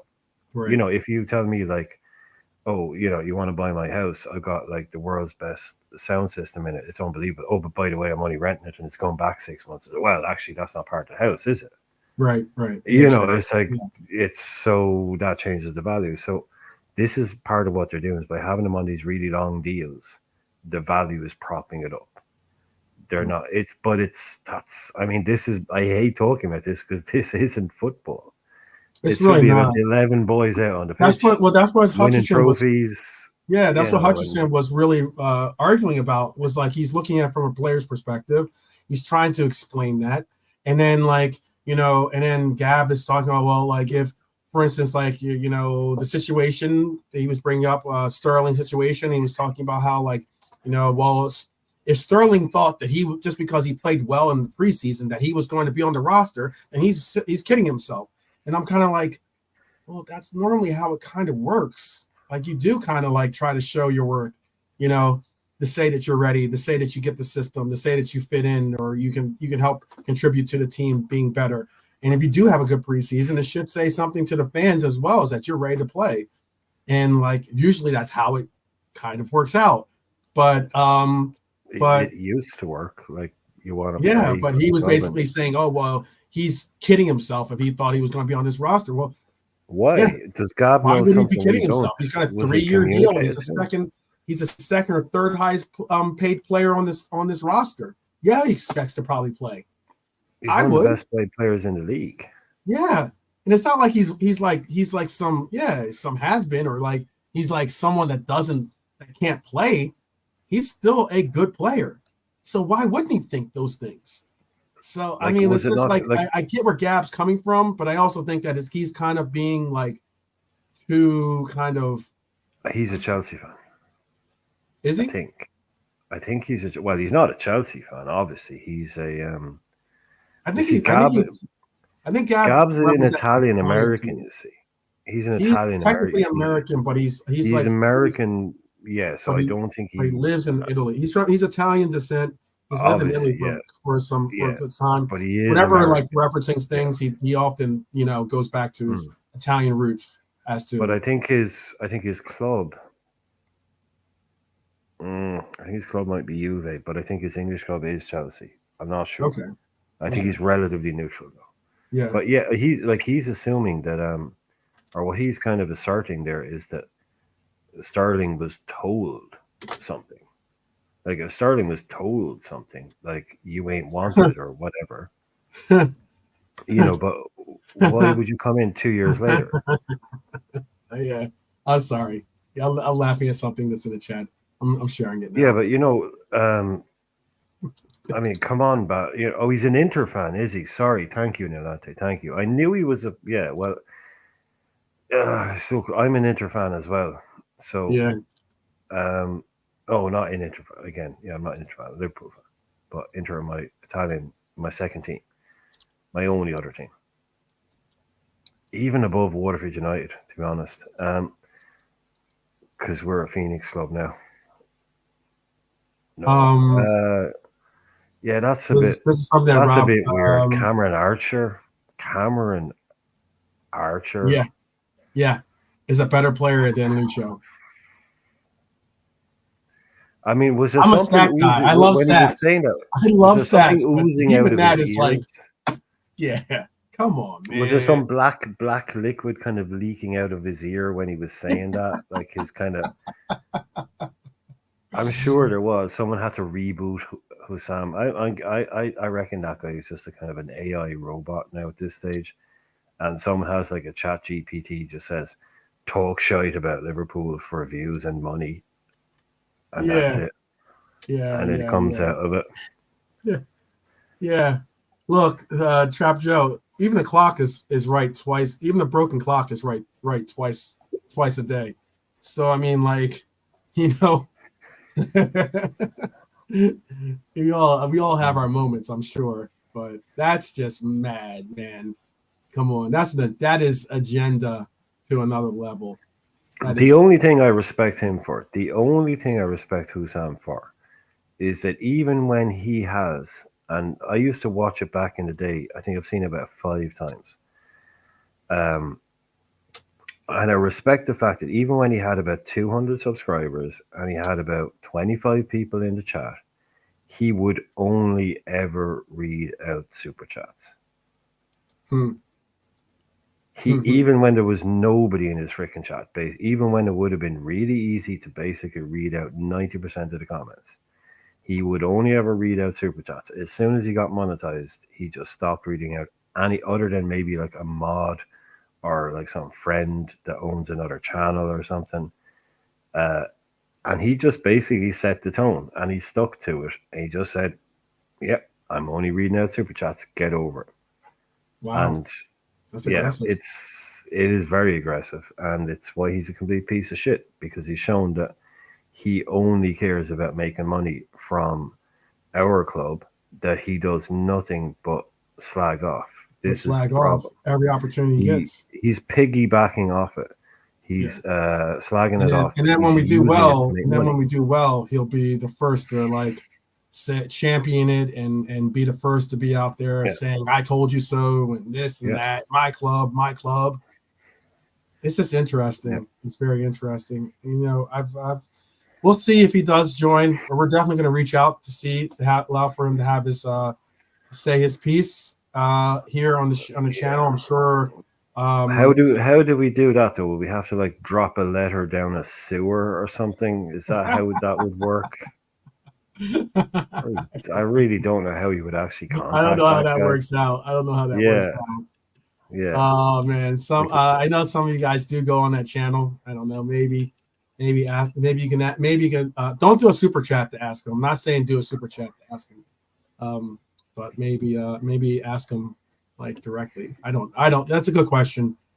Maybe I'll be fortunate enough to be on a panel one day with him, and I can kind of call him out, because I will call out people to their faces sometimes that, you know, they just got to be better people, better fans for this club, you know, better representatives for this club, because, you know, there's only so many. I mean, I don't know, if you have a fan base that only sees people, you know, put down the club every opportunity they get, like, it takes away the value of your memories, of your attachment to the club.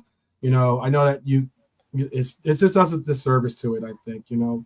That's how I look at it, and I appreciate the memories and the times that I get to share with like my fellow Reds, and I definitely appreciate being able to applaud the players that bring those memories, and it means something to me. I would the pure disrespect of that comment that he said was just maddening. But it is what it is. Well, you see, the thing is as well, you can only go up to 11. So I mean, you can only go up to 11, really, can't you? Yeah, you would think when you like, unless it's Spinal Tap and you're, you know. Well, maybe you go to 12, like, yeah. But I mean, when you're that kind of guy, when you're making those kind of comments, you don't really leave yourself anywhere to go afterwards. Yeah, you don't. You know, so you kind of got to go balls to the wall and say, oh right, okay, whatever, that's your thing now. You can't then have an actual proper conversation about something afterwards. Right. You know, you can't sit down with like some people in a room who are like, oh, hey, no, sorry, you know, look, I didn't realize you were a tantrum having 12-year-old. You know, I know, I like that. I like Red Armchair Supporters title, you know, formerly known as YouTube name, Tantrum Channel. I like that. It is. Yep. That's cool. That's a good way of putting it, because a lot of them they're just tantrums, just people having little like meltdowns on TV for you to see. So here's what it is. I want to also include this too. I know. Let me bring this up as a bigger. Nilante, we told you the only way we told you last night, the only way to contact this guy is on PayPal. Yeah, right. Yeah, only PayPal. He only reads out the PayPal. And even if you were to send him, you know, a super chat, he would like make fun of you for even asking the question, and he'll be like, "Oh, thank you for your money." that in kind his of, funny accent. In his yeah, funny yeah. accent. That's one of those Does things have where a I'm like, funny yeah, accent. do not send him your money. You're only helping promote like Send your money to a stupid charity. antics like Send your shooting money to a banners over charity. Anfield and crap. If you want to Yeah, if bring you your want to money send to a money, noble cause, yeah, send it to Hillsborough like Hillsborough Foundation. 96 or Yeah, uh, or something like that. The Hillsborough Foundation or something like that. yeah. That's at least what I would do. What I would suggest. Don't But put it in a YouTuber's pocket. Why would you, if you were in a pub and you saw two people sitting at a table talking about Liverpool, would you walk up, pull up a chair beside them, and then listen to what they're saying, and then hand there's them two bits. $5 to Yeah, ask them a question, yeah. and then hand them another $10 to answer a question? Would you do that? That's Because that's what funny. you're doing. We're just people sitting in a pub talking about football, sitting in a cafe talking about football. But people think, oh, he's on YouTube, he must know more than me. I'll give him money to read out my question, so they get that dopamine hit of him saying their name out. Boom. That's all it is. That is all this is, and they're wasting pressure. Give it to Hillsborough Foundation. Give it to your local food bank. Give it to your local St. Vincent de Paul. Don't give it to these scumbags, because they are scumbags. That's all they are. They want to leech Mm, off our club, and the best way to leech off our club is to slag off our club and create drama. And yeah. if that's not, that is literally not what a football fan is. It's the opposite of a football fan. It's a grifter. It's just a basic Mm. grifter. I have up on the screen here the Premier League International Cup team sheet.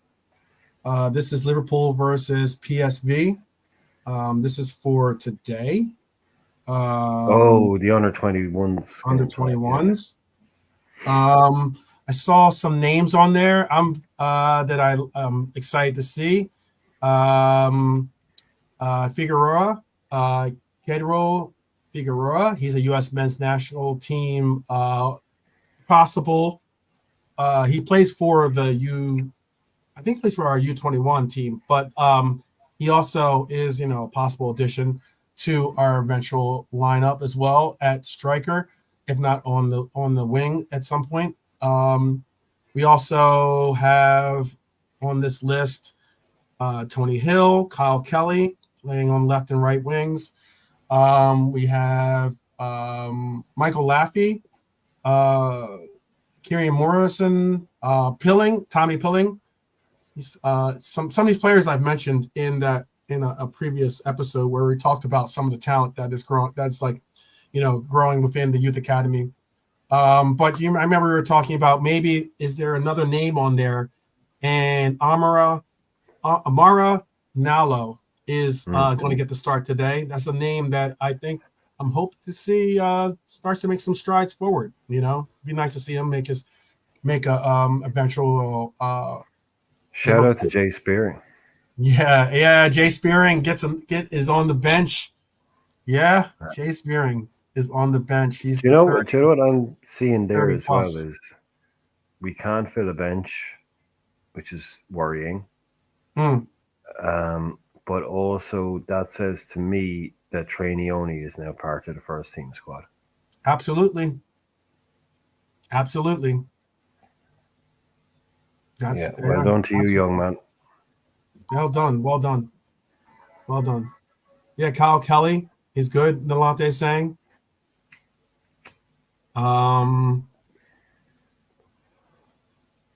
Oh, we ended up losing that game. Oh, that sucks. We beat which is kind of fortunate. I think that I'm not sure if this has a 2-leg system where we'll play, one game home, one game away Four in nil this last international left. cup. I do know That that wasn't even the final. huh? Oh no, sorry. I was just saying that was the last. That wasn't even the final score. Apparently, it was 4-0 the last he saw. Oh Okay. wow. Yeah. Okay. Right. Yeah, that's not good. But I also know that we did beat Manchester City's team actually just recently earlier in this week. The U21s did. I think they won like 2-0 or 3-0, something like that. But Yeah. I just want to give them a shout. If they won or they lost, hey, I'm still I'm still hopeful and happy to see that the lads are doing their best to represent. It is what it is. But is there anything you wanted to talk about today that you wanted to like maybe touch?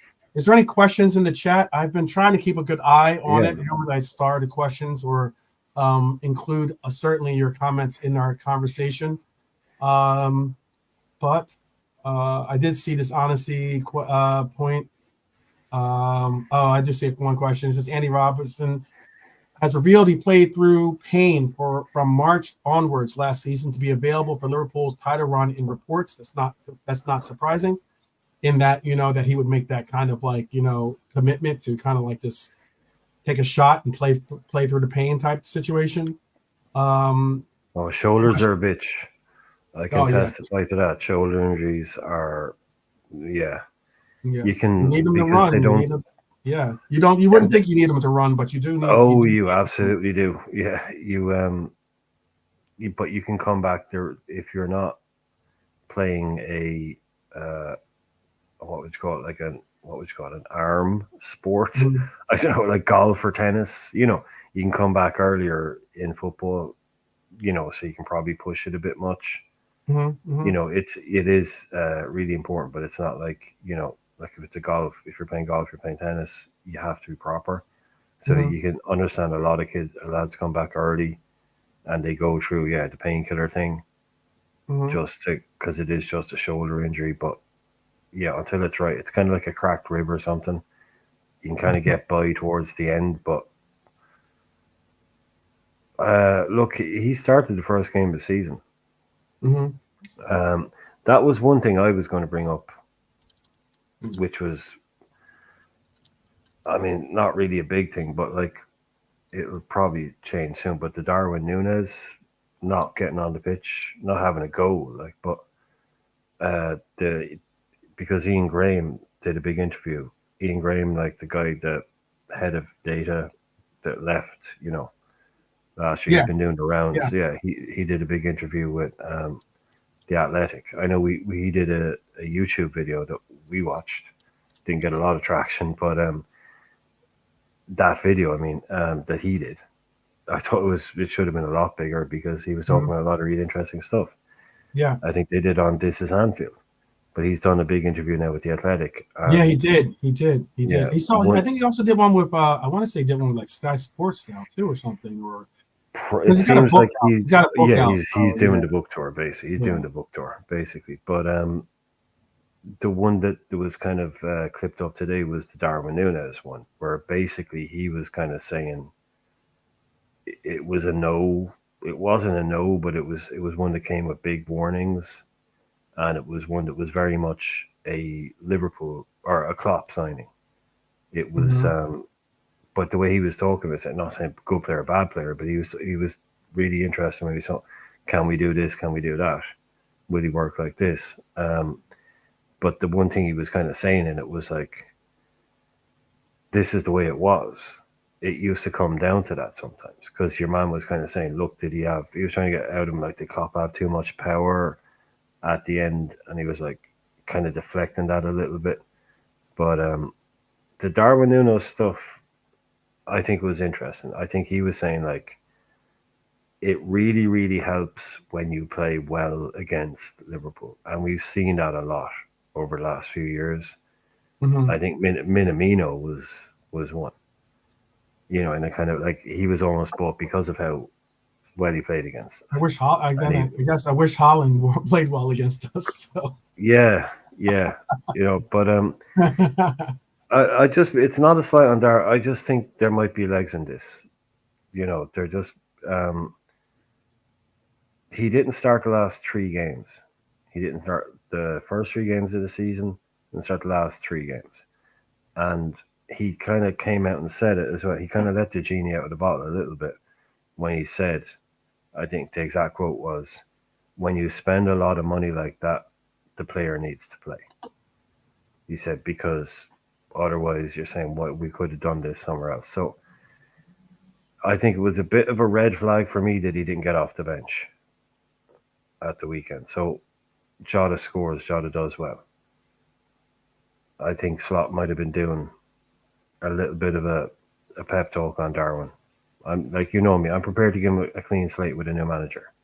But as a player, new manager, you're fit, you're sat on the bench, you don't get off the bench, and then this thing comes out, and it's like, I don't need this, Mm-hmm. So I just think, as much as it might have died down a bit, the Darwin stuff, I think it might be about to heat up again. Because are you going to drop Jota to bring in Darwin? I don't That's know a if it's not, question. I don't look at it as like, you know what, No, I for look at. next game. No, I mean for Right, no, next I game. get that. I was going to Would you answer. I was going bench to give him? you an answer. I was going to give you an Yeah. answer. I don't look at it as like necessarily dropping him. No, I we'll think just switch. I know We'll this. just start. Yeah, I was Sorry, going to. drop is the wrong word. Sorry, drop is Yeah, the I wrong was word. gonna say, and I know what you mean by, are you not drop him, but I mean, like, are you going to, start Nunez over him, basically? And I would have said, with Diego's history of holding up, Diego has certainly not the greatest of histories of holding up throughout an entire year. If we could have Diego's services for an entire year, he most likely would be our outright striker. I'm willing to accept that. But because he's not able to hold up an entire season, and we have a lot of games, important games as well this season, Mm-hmm. I would like to see some type of rotation, I guess you'd call it, A rotation. like But some okay. type of maintenance to But allow next for, game.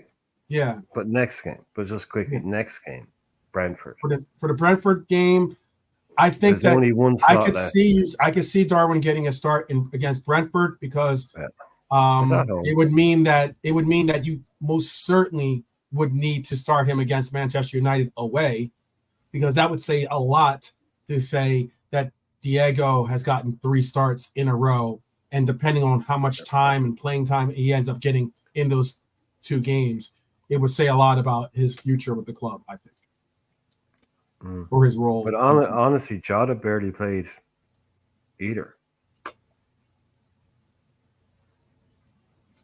Hmm? Jota barely played it. I mean, nobody got a shout. Like we were talking about this with someone who was kind of saying that, we've had plenty of preseason, or what are you talking about? Like literally, some of the players only came back yesterday, and we have one game. Well, There's Diego came back loads of for people. I the Arsenal game. He was back earlier, yeah, but he Yeah, only played. He didn't do anything in the summer. He didn't get to play for Portugal. Darwin was playing all season. No, so I just think it would be one for me to keep an eye on, because I tend to do things not in one game, obviously, but like if something happens, 3 games, if he starts 3 games in a row, okay, well that's a thing. He started 5 games in a row, okay, that's definitely a thing. uh-huh. So it's just one that I'm going to be keeping an eye on, because he's talked it up, and but also when you see what Jota can do, you don't leave him out. So No, you is it a don't. case? I wouldn't want to leave Jota. He's one of our best scorers on the team, Yeah. definitely. Is it a case of Darwin having to wait for Jota to get injured? Because even like Gakpo isn't in the Hmm. team either. I don't think so. Okay, I'm sorry, I didn't mean to interrupt your point. No, I mean in general. I don't wait for him to get an Mhm. injury. I just mean, will that be his like Would that be his only way of getting back yeah? into the team? I was just going to say again, unfortunately, that the likelihood of that happening could be, with his history. I'm hoping it doesn't. I'll knock on wood again. I'm not hoping for an injury for Diego to just so I could see Darwin. That's not Just one even season. remotely Just one close. season of Jota. One season of Jota playing 32 games. I It'd be give you 20 fantastic. goals. It'd be fantastic. I guarantee you 20 goals, man. I put my money Yeah, on it'd be 20. fantastic. But also, I think that what we see with this head coach is unique in that he's willing to put the best team for the opponent. Remember that question of like, do you want to change your team Well, it's I different. always ask that question, do you want to change Yeah. your team for your opponent, or do you want you just want to go and force your opponent to change for you? I think that this head coach is one of those coaches that will change this team to best take on whatever opponent is in front of us. So if a team has something of a low block, or if a team has something of a set where they have a high line, maybe he utilizes Darwin because Darwin's pace will be more comparable to getting opportunities than Diego's, possibly, or something like that, or vice versa, He's more adaptable. He's definitely more adaptable than a really kind of dogmatic coach. Right. Yeah, you got like dogmatic and pragmatic. Dogmatic means you only do what you do and you don't change for anything. Pragmatic means you roll with the punches and you Mm-hmm. change. Like I think he does have dogma because he's Dutch, but he is prepared to be flexible, but in game as much as anything else. He'll set up a team that it's like, okay, this isn't working the way I wanted to, but I can change it without bringing somebody off. I'm going to move him, move him, move him. So yeah, it's like again, it's like one game. It's literally one game. There's nothing to take anything from. But I mean, if I'm Darwin Nunes, I mean, things mean things as well. So I didn't get any minutes. Didn't get off the bench. Okay. Mm-hmm. So next game, I'm not starting again. Okay. I mean, it's not nothing. So Right. then you'll get your agent coming out, getting on the phone like Sterling's going, sorry, does my client have a future here? Because if he doesn't, he's not going to sit rotten on your bench. I'm going to bring him to a big club in summer. Then that stuff begins. But it's just interesting because it will be Darwin and Jota are very, very different. So it's when we do play with a Darwin, I'll be interested to see, do we, like you say, will that be in a different formation, in a different system to get a different version of what we're doing? Because, a Darwin spearhead is definitely very different to a Jota spearhead. Jota is much more, smaller basically for a start, not as quick, drops deep, links play and all that. Darwin is an out and out number 9. So who are we using that against? Will that be against the Man Uniteds of this world? Because like you were saying, against the lower block, a Jota might work better. Or whereas against a team that comes at you and leaves space, is that the perfect team for Darwin to play against? I think that's why I do think that we'll see. I obviously will see, but I know that the track history for this coach is that he puts together the best team. There's no necessarily like favorites as in like, oh, this is the team. You just got to come out. You just got to play to beat us. But I mean, I think that we might see that more so this year. And if we do, then I'm excited to see that. I mean, like if it means like it's right now, it's more of a team perspective as opposed to an individual perspective of how we can help this team. 100% team, 100% team. I would love but to right see now, like we said, he's doing with another man's players. Yeah. He's doing it with another manager's players.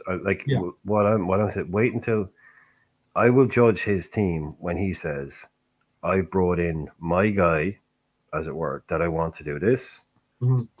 That's in conjunction, but his 3 players, say his spine. Now this is a slot team, because right now it's still a clock team. Right. So when he's brought in his, say, 2 or 3, then we'll see. That's when I'll judge. Because right now I wouldn't, like, you're literally judging him on no transfers, no ability to bring in someone that he knows will do what he wants to do in a certain way. He's doing a really good job with somebody else's players, all world-class players. But all managers need their bits and pieces to come and say, right, this, we're going to do this and he's going to help me. But he's doing a great job so far. He's unbeaten, right? He hasn't lost the game. I know he's got friendlies, but I mean, he still hasn't lost the game as a Liverpool manager. So yeah, he's doing pretty well. So imagine. Well, no, wait, he did lose. He lost. I think we lost the first one behind doors. Oh, one of those ones. Okay, right. Yeah, we did lose. I think we lost that first like behind closed doors one. I think it lost 2-0. I want to say. Like I'm not going down like sort of imagine what he could do if he got his own players. I'm just saying like it'd be more like I'll wait to see what his an Arne Slot Liverpool team will look like. I get it. Yeah. And then what Honesty is asking right here, he says, question, what if Arnie doesn't want to make Darwin like Diego, but he wants to improve on Darwin's strengths? I think that could be. Oh, he won't try and change him. He won't. No, Darwin is what he is. He's a I number don't 9. know. I do not know that question too, Jimmy. I don't know how many languages No, he on the doesn't slot speak Spanish. speaks. He He doesn't doesn't speak speak Spanish. Spanish. No, he Okay. speaks Dutch and he speaks English. He could probably get a bit of German in there because it's close enough. But yeah, he speaks Dutch and he speaks English, not Okay. Spanish. Um, But most of the, I mean, Darwin's here 2 years. He must be able to get by. You know, mhm. English. He's not going to need someone. He doesn't need a translator at this stage on the training pitch. The accents will probably be more of a problem than anything else. Right, right. And Robert's right. Plenty of players don't get minutes. Nunez will have to just bide his time. It's like it's a good statement. Trap Joe says he still thinks Darwin will shine, whether on the pitch or off the pitch. Oh, The games too. Okay. All right. oh, All right. yeah. Yeah, I saw the rest of it. Yeah. You wouldn't. You see, you got to read ahead, man. You got to read Yeah, I ahead. saw it. I started to see it. Yeah. Yeah. No, that's the You only almost time got me, Trap Trap Joe. Joe. You That's almost the got only me. time you've nearly lived up to your name of Trap Joe. Because as soon as he started reading that, I was like, oh. Yeah. Slot insists. Bernie says Slot insists on speaking English in the dressing room. Yeah. He did it at Fire North too. Yeah, Just he also doesn't. He also was unique about his demeanor is that he also allows for the locker room to be just that, the players' locker room. He will go in there if it's absolutely dire and direly needed. But during the like before and after, like after the game, that locker room is their space, their private space. But yeah, we're coming up on the runway here, so let's handle this one off-topic question that Honesty has to ask, and then we're going to kind of wrap up here on the 2, so we can finish at the 2-hour mark. Honesty asks, let's see. Off-topic question. According to Sky Sports, Arsenal will get a striker to replace Nketiah. Won't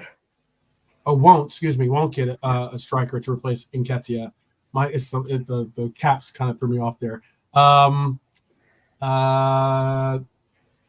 His question is, will that hurt Arsenal?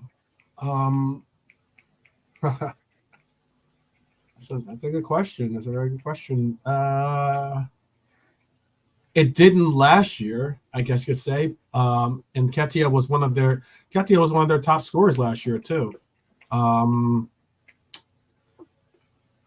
I don't think that Arsenal will be hurt whether they get rid of Nketiah or not.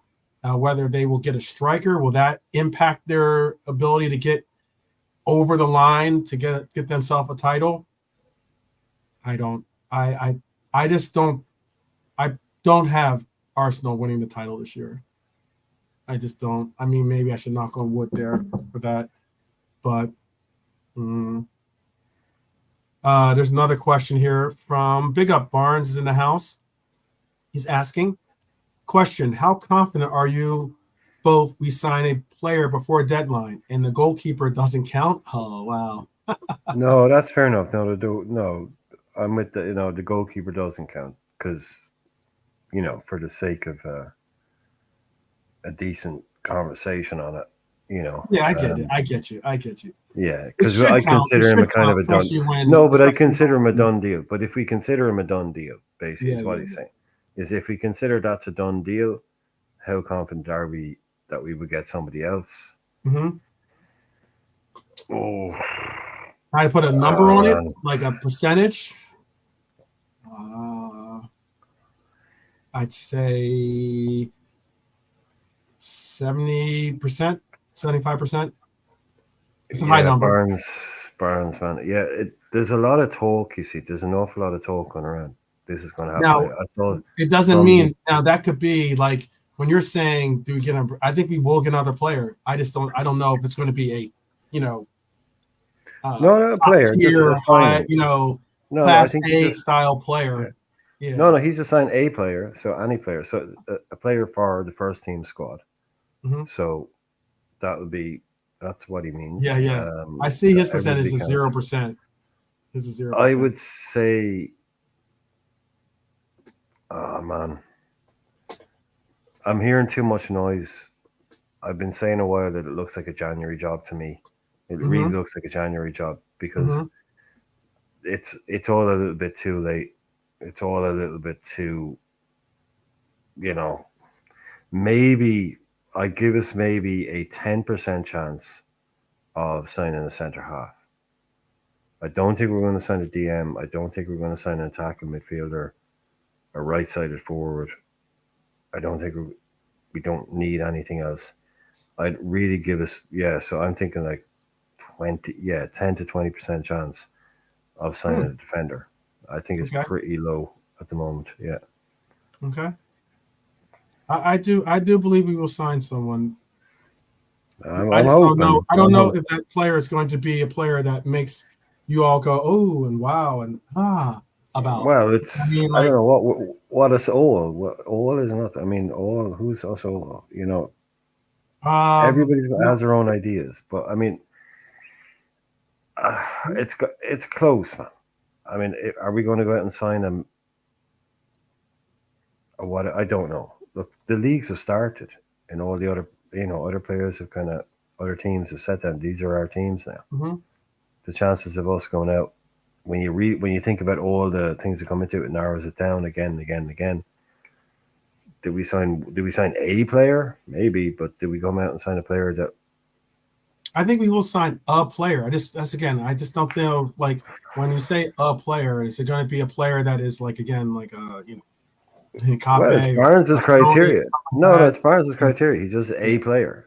So just I a got player. I so think we will. a That's player. why So there is a player that we're linked with that I think that we might end up signing. There's Soler, who's the Argentine player, in he's a left back. And I also think, I mean, but that wouldn't cost us that much money to do. And so I'm saying it's not like a big name signing or something like that. And I also think that we might go in for this player that we've had our eye on for quite some time. He's very young. He's 18 years old, but we might go in for this Jans Hertodal, who's a player. He plays. I brought him up, I think yesterday or 2 days ago or something like that. He plays for Tromsø in Norway. I know that we've had our eye on him for a while, but again, that's like a €2.5 million transfer market value on this kid. So I mean, was that like get him for like 3 million or something like that, or 2 million? That's not necessarily a big name signing, you know, but it is a signing. So that's why I'm saying I think we will make a signing, but not necessarily a no, big. no, I'm not being sneaky, Barnes. Like 12 man needs the clarification here. So he says, I'll clarify. A player for first team to help us win the league is what he's asking. Hmm. So How about this? How about I return this? Since we're going a little over time, we'll have fun with this question. Big up to Nigel, So a by the way. Big up to Bastoni. Nigel. So Um, he's saying, do you think we're going to sign a Bastoni, or I because can only it wish said we that? signed Bastoni. I mean, that'd be So what's your fantastic. But so yeah, what I'd give us maybe a 15% chance of yeah, signing a Bastoni, but I yeah. would give I'd, us I'd be like 10, an 15% chance on an that happening. 80% chance of signing Johnny random guy from Germany or something. Right. But of signing like a, a guy that's going to help us win the or big name top player. I think at this moment in time, because they, like I say, they've already started league campaigns for their clubs. Chances of happening right now, makes me Yeah. depressed to think about it. I mean, like, I don't know if I'm ducking the answer. I already said that I think we're going to sign a player. I mean, I'm being like direct, but I mean, I also know that I've said it openly. I think that, when Lee suggested it, and when, Brian even like co-signed on this notion that we might wait until January window to have a real evaluation. I don't think that's crazy. Look, when Jurgen came in, I know he came in October, so he didn't have a summer window to do anything really with in the sense, but he still kept his team like together, and he made evaluations from the time that he came in up to the January window to say whether he wanted to make adjustments or not in that window. And this is again for a team that was going to be playing in. We ended up playing in 2 finals, but the very likelihood of us signing someone just to sign someone, I don't want that to happen, and I would not co-sign on it. I want to sign the right. Slot said it himself. He said, basically, if there's something we can do, we will do it. But right. like you said, it will be for an exceptional player. He's literally come out and said it. If there's something we can do, we want to do it, we will do it. But and I know there are certain right. There are certainly. Look, I know Pops always bringing the clarification. I like it too because I like clarification too. I like context. You know, Klopp did join a team that was way worse than this side technically.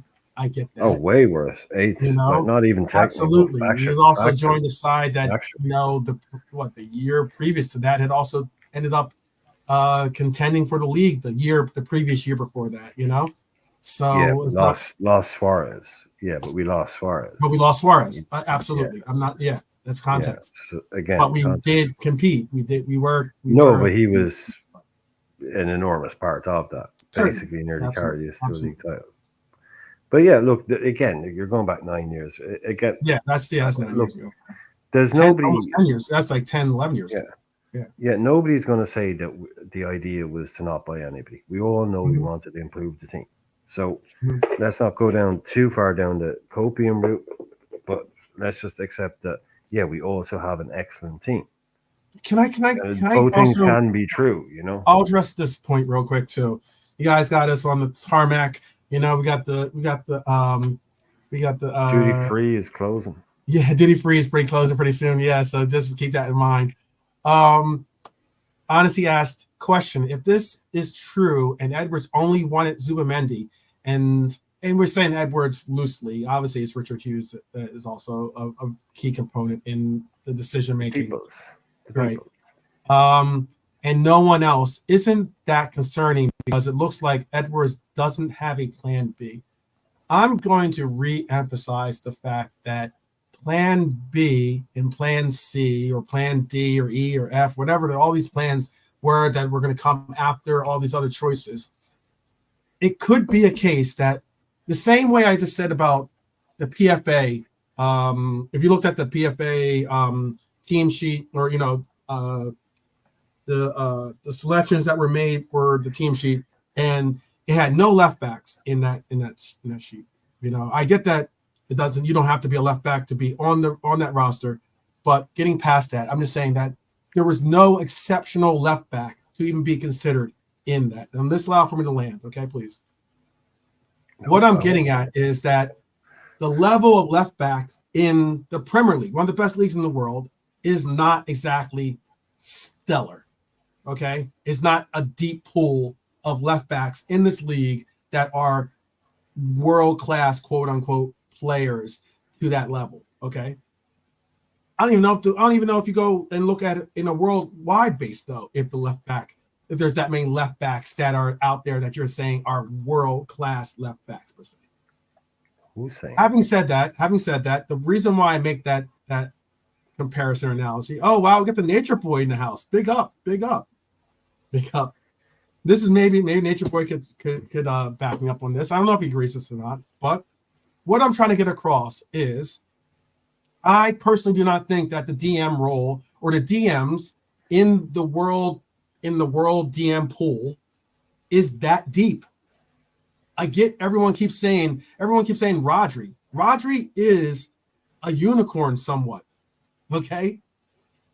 Well, you can't buy Rodri, so I don't know why anybody would say Rodri, but I mean, often when you say, "Oh, well, what kind of DM should we get? We should get a Rodri like DM." Of course, yeah, cool. He's the best of the best currently.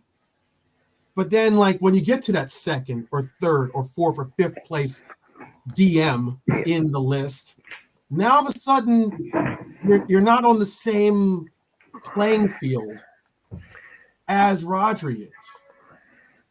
Yeah, Now but there are look, certain positions there are certain roles or and again, I'll land. There are certain players like there are like when you look at center back. We just had there's three great names. Gabriel had a great season. Saliba had a great season. VVD had a great season. Those are three players that you could argue. Someone could possibly make an argument as to say which one is better and which one's the best out of that. But when it gets to certain positions on the pitch, it's very narrow. It's a very narrow pool.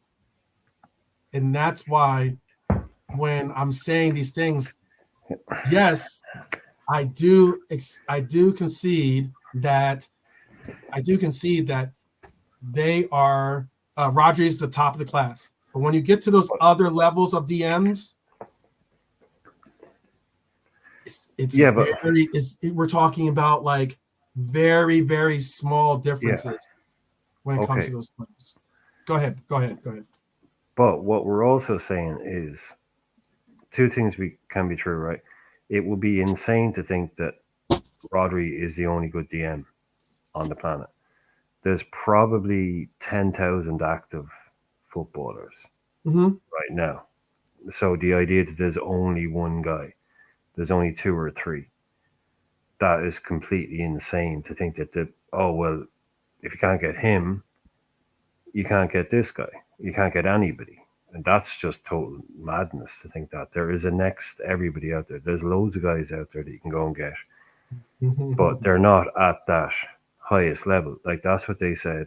We only want to bring in someone who's immediately going to improve the team and can do that. So if that's your criteria, then it gets a little bit narrower. I still think you can go out there.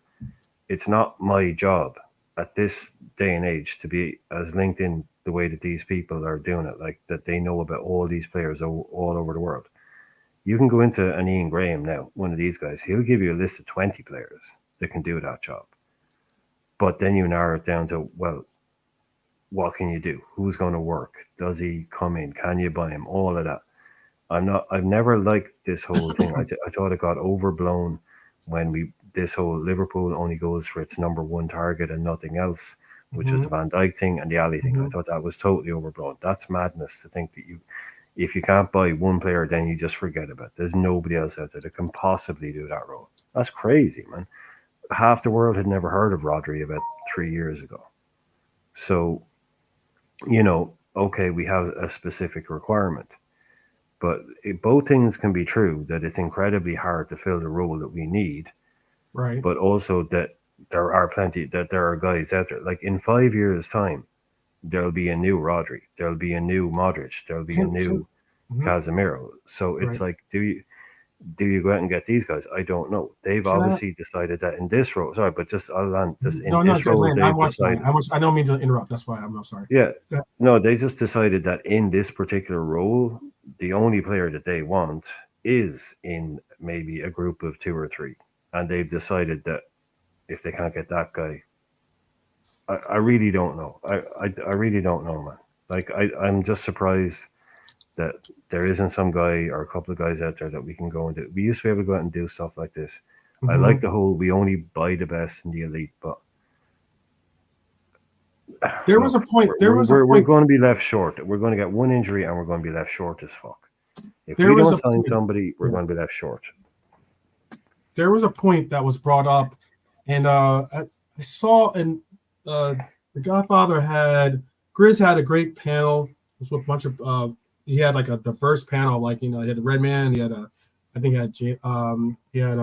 McKenna on there, a great panel. This guy Nick as well, from the Anfield Rap, I believe he's from, and they were kind of talking about this kind of talk about the same question as well, and it was something that I definitely thought of, and I was trying to make sure that the chat knew what I was trying to get across, and that is, could it be that we're not giving enough credit to the players that we do currently have, but B, getting past that, a lot of the players that are mentioned, when I hear people say, oh, well, he's not a 6, or he's not this, or he's not that, some of these players that we're talking about going for weren't originally 6s. So, like, it can be a case that, like, I know that, like, Gravenberch is also me. Oh, he's not a 6. He's not a 6. He's this. He's that. He's this. When in reality, he has played the 6 role before. But, you know, players adjust and adapt their roles on the pitch. And sometimes, especially if there's an opportunity to play, they can adjust their game to accommodate what is needed. If we hadn't gone out and tried to buy a number 6, that would make sense. If we hadn't gone out and done one of the most, if we had made absolutely no attempt whatsoever to buy a number 6 this season, then, but if the manager has literally come out and said we want to buy a player in that position, we've had a very public. So this is what I'm working off, what the club has done. We're trying to buy somebody, and we're looking at somebody in that position. If we hadn't even made a move for someone, I mean, it's obvious what we're looking for. And we're talking about so it's obviously we want somebody in that role. We want somebody to play that role. We haven't gotten them. You know, okay, the players that we have now can, you know, but we can't deny the facts as far as I see them is that we've, like with the Caicedo thing, people are saying, oh, we weren't trying to buy him. Klopp literally told you we put a bid in for him. We tried to buy him. We tried to buy Zubimendi. Right. We're looking for a player in that role. The Slot has come out and said, if something comes up, we will do something in that role. So it's, yeah, that we, you know, anybody, like the evidence is there that that's what we want to do. You know, I also agree that if we don't do it, definitely we can get away with it to a degree until we bring in someone that we want to bring in. But I think the evidence is there that that's what we're trying to do. I don't know how anybody could deny that.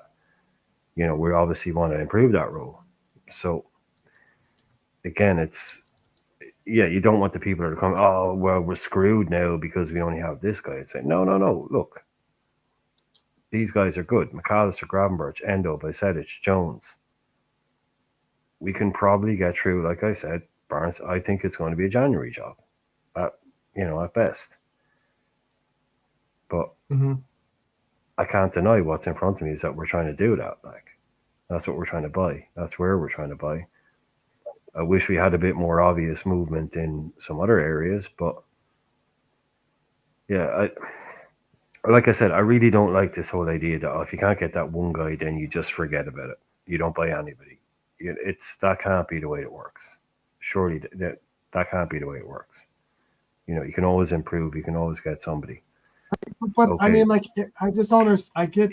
I get what you're saying, Brian, but I'm just trying to get across that. Like, I look at it as if we had hypothetically, you could say, let's use Endo as a marker. Okay, Endo's is a serviceable DM, but he's not the greatest DM. He's not. But did we? No, quickly. Quickly. You say you get what I'm trying to say. Did we or did we not try to buy Zubimendi? That's so allow for me to get that. No, but we did, right? I was going to use that example. We did, but what I was trying to give across as my example was Zubimendi is, especially for what we're looking for, because again, there's many different classifications when it comes to DM. And what I was trying to get across is that we don't need to go down that road. Yeah, we know. Yeah. Well, I think sometimes we do, because sometimes when we talk about DMs, people bring up DMs, and I'm like, well, that's a destroyer. Well, cool, great, but does this system call for a destroyer? But a Zubimendi. Not really. We wanted a Zubimendi. But we wanted Zubimendi, yeah.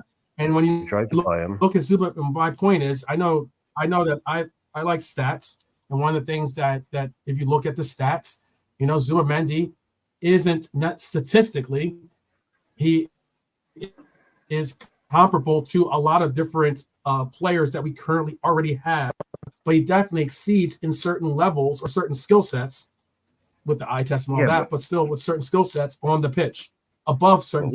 We pulled up that comparison when we did the squawker, when you're looking at the per 90 and you're looking at Endos, you looked at McAllister, and you looked at Zubimendi's. It wasn't like Zubimendi was all green in his category of beating No. in every category against those other players. You know, But obviously the albeit they club play in looked two at different him. leagues, but all the same. But Go ahead. obviously the club What are you looked at saying? his stats and said. But obviously the club looked at his stats. No, I'm just saying it's like we went out to buy a pickup truck, right? And we Mhm, came out because mhm. we said we really need a pickup truck. He went out to get a pickup truck. We said, "What happened? Well, the guy changed his mind." Well, you obviously still need a pickup truck, right? You're obviously just going to get one. Right, I mean, that's what we were out there. We're trying to buy a guy to play that role for us. right. That's what we Now, wanted to do. but So whatever but we it, bring in, I mean, can we all not mhm. agree that we tried to buy Zubamendi? So we obviously have recognized that we want to bring a player in the holding midfield role. That's No, what he I would wants. say that I would say what I've seen with this team is that one, we've been looking for a DM for a couple years now. I will accept that. We've been looking Yeah, for a DM for certain. cool. So we're But all on the same page. Then. We're all on the what same I page. can say is that we've been looking for the right DM and Yeah, also one exactly. of the top DMs whenever we've gone into the market. We haven't settled for just getting a DM just to get a DM. And what I'm Exactly. trying to We're get all on the same across is page. that and what I'm trying to That's get what we're all across is that saying. I don't think we all are, maybe you and I'm talking about the chat too. They're included in this conversation. So, like, what I'm trying to say is that there are those out there that think that because we went in the market for Zubimendi, oh, well, then we still need to go out there Okay. and Sorry. find Okay. Sorry. a, a better DM, a better DM. But it's not necessarily that a better DM or the DMs out there are better than the ones that we currently are utilizing on this team. It's not like we don't have a DM. We do have DMs on this team. We have players that play that hybrid DM role. If you want to get into the classifications, like a controller in essence, and that's a word that's been starting to be circulated or being used when it comes to the term of a player that we're looking for, and Zubamendi was a controller type player. I would not put, for instance, Ederson as a controller. He's not going, Ederson, for instance, Barnes, is not going to be able to pinpoint passes or have like progressive carries forward. He's not that type of DM. But when it comes to defensive measures of being a destroyer, Ederson certainly excels. But it's a matter of, again, what type of DM do you want? I asked this question in a couple of different chat forums because whenever I get stuck into this, we need a DM, we need a DM. I'm saying it's because people's definition of what we Sorry. need does not match what this head coach wants as his choice. Sorry. Several Yeah, no things just worries. I happened know. there at the I same time. heard that you had something to take care of. Yeah. No problem. Um, Um. but that's Yeah. what I'm No. trying to get I across. think that is another thing. Is that kind of idea of what it is. Yeah. And I think that was the Endo idea. It's just like, oh yeah, Endo's really good, but he does this. I don't need that. I Right. need this. I Right. need him in that position. Like when I talk about the number 10, I say there are no number 10s anymore. And someone will go, but he's playing in the number 10. Yeah, he's playing in the number 10 position, but he's not a number 10. He's He's not not a number 10. that guy Thank you. where everything goes through Absolutely. him and he Absolutely. plays. That's not a Absolutely. number. Maradona, Raquelme, Aymar. These guys where everything just went through them. They were playmakers no, he's playing in that position Right. on the pitch, but he's not the one guy who just does it all. And not that they did it all, but they were the main guy. Everything went through them. We have a very different role now Mm-hmm. for this guy. But I think it's like, could you imagine a Gravenberch in a double pivot with a Zubamendi? I think that's what Mm-hmm. he's looking at. Mm-hmm. And then you have Mm-hmm. I think we have a Sabozlai problem. Because my perfect three in a double pivot and a 10 position player probably has McAllister in the 10, Gravenberch in a double pivot with somebody else who's a more defensively minded holding midfielder, you know, in that double pivot. Mm-hmm. So that says to me, where does Dom play? But that's a good problem. But I think if we Mm-hmm. had brought in Mm-hmm. Zubamendi and you're playing with a That double is a good pivot plan. and one, Good problem to have. where would Dom have played? If Mac played, if Zubamendi, Grav, and Dom play in a team with a double pivot, where does Dom play? Because he's not playing in the 10. If Mac is playing, he's playing at the 10. The two boys are playing at the double pivot. Mm-hmm. Where does Dom play? Can't play two number 10s. Mm-hmm. Tried to in preseason. I think we have a Dom issue. Yeah. You know, that's going to be a new Yeah. thing. Like if he'd gotten 2 players, 3 players he wanted this season, maybe, oh, Dom plays, he cost us 60 million last year, we're not dropping him. It's like, well, actually, maybe we do. Maybe we do something that he doesn't get in the team because Salah needs to be in there. Mm-hmm. Like I'd like to see these changes. Um, I'd like to see these issues and these things come up, you know, and that'll take, you know, his squad, him bringing in a few of his own guys to implement his own ideas and change it up. But we're not going to see that for a while. No, probably not. You're right about that, and it's something that, again, we get into these conversations and like not but like in these forums, and often I'm just like, I always try to bring out like, what is your definition of what kind of 6 we're working with? Let's take it step by step. You know, when I get into these conversations, I'm like, well, what is the definition of the 6 that we need, or what you're looking for?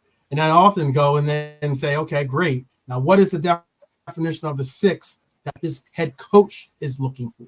Because what you want and what you think we need is all great and grand and great, but the head coach is making those decisions. You know, the head coach is going to be the one that comes when it comes down to push.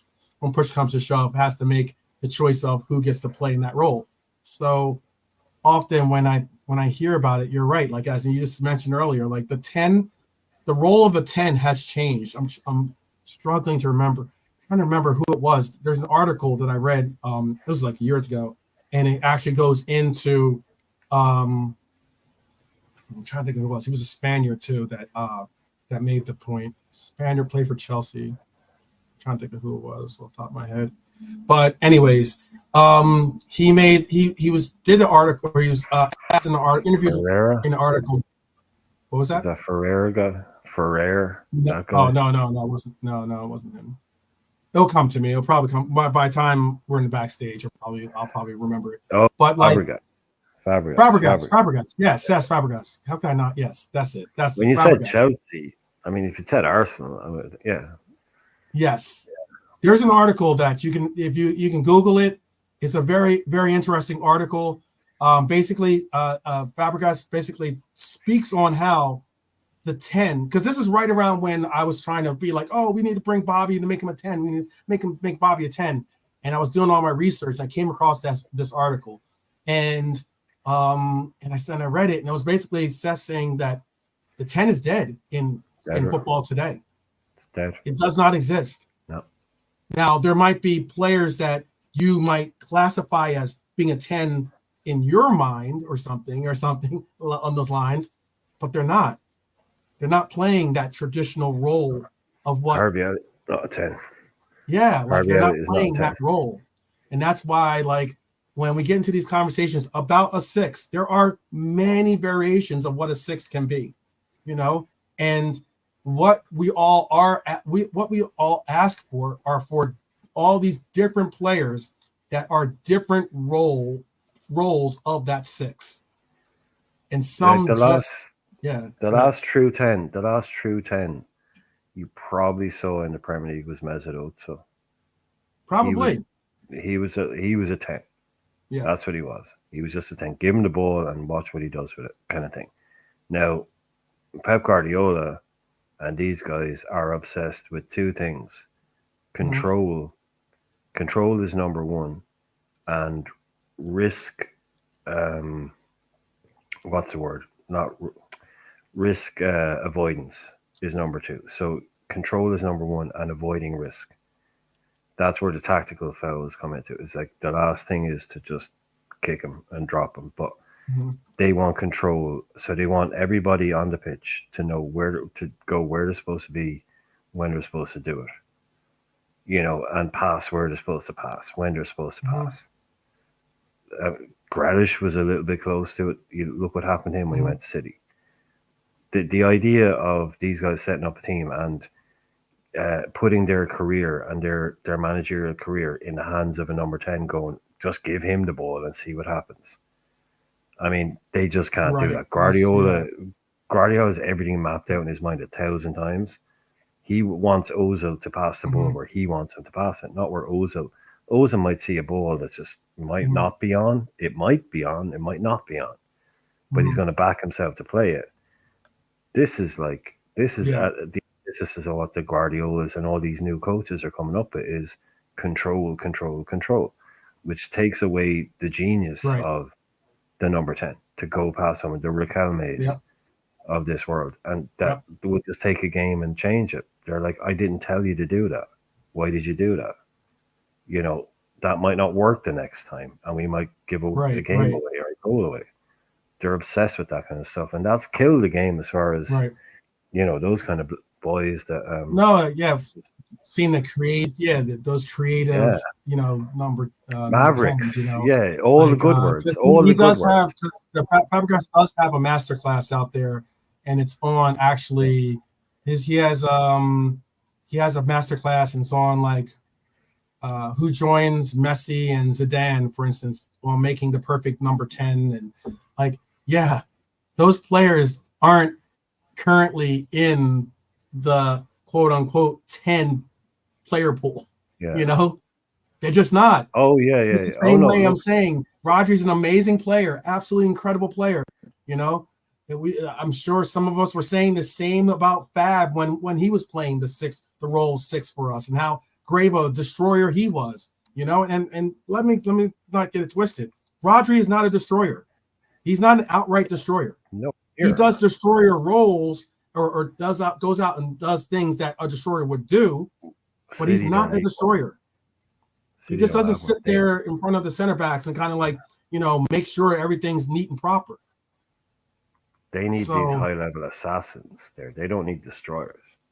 Right. Like, they operate at a level where even their number 6 is a number 8, could even be a number 10 for some other clubs. Like, this is why I love these conversations, because I can talk, like, we can do this, but I can take it up another level, and I can tell you why Zidane isn't a 10 and why Messi isn't a 10. I can even tell you why Zidane is overrated. You know what I mean? This is why, you're talking about some of these players, when you're talking about how good they are, the really, really, really good ones. Most of the greatest players of all time, the really, really elite ones, played in that role. Most of them. Messi isn't a number 10 because he played wide right, he played false 9, he played 9, he played left, and he played 10. So he's just almost everything. But he isn't one of like he's a unicorn. 10. He's a unicorn style player. Yeah, he's one of those like 10. Yeah. Zidane was never a 10.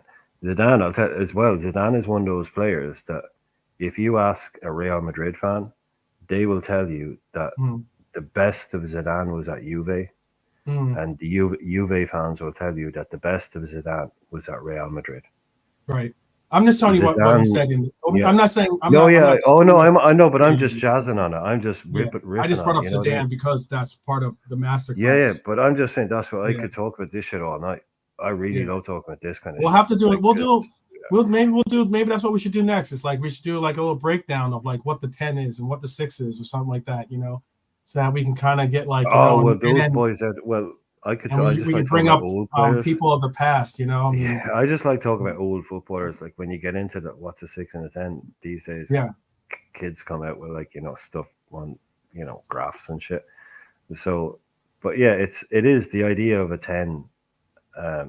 That's like a guy like that is just give it to him and see what he does. He'll make shit happen. Right, because he can create. Like Ronaldinho can create. Out of nothing. My God. You know what I mean? Like he can create out of nothing.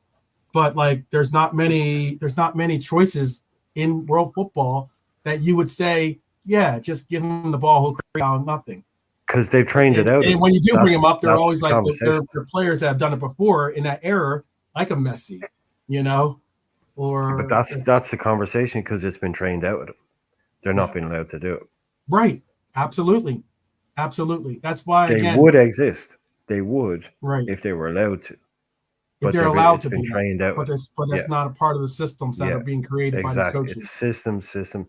Now you got the boys in Brazil that are still doing it with the relationism Right, style right, of right, play, right. which is Hmm. really all about that, which is amazing to see. And they're kind of carrying the torch for that. But even Hmm. when it gets to the national team, it's become more European.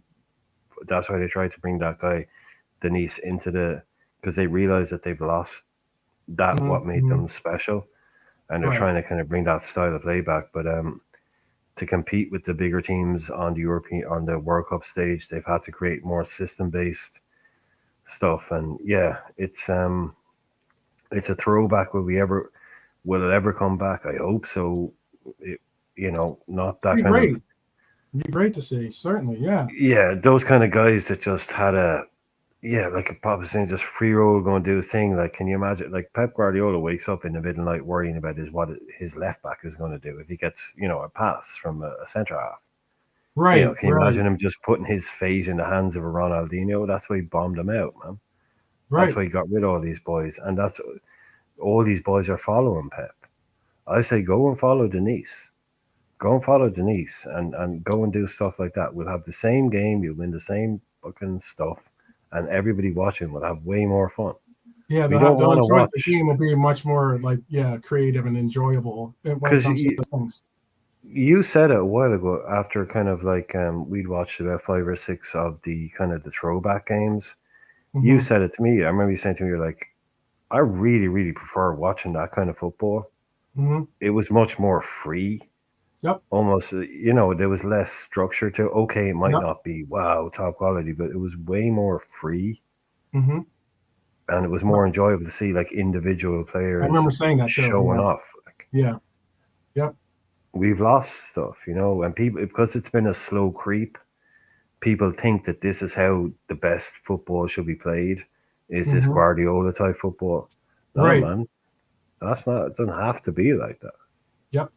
And that's the thing about it. Like, I mean, one of the best things ever that happened was probably Pep not going to like Germany, or excuse me, going to Brazil, because he probably a lot of what you're talking about would have been Yeah. slowly factored out into his version of like creating a system and having these players play within the means. I mean, we've seen The players play manager has well become and the thing have now, get hasn't angry at them simply because he didn't do what he asked them to do.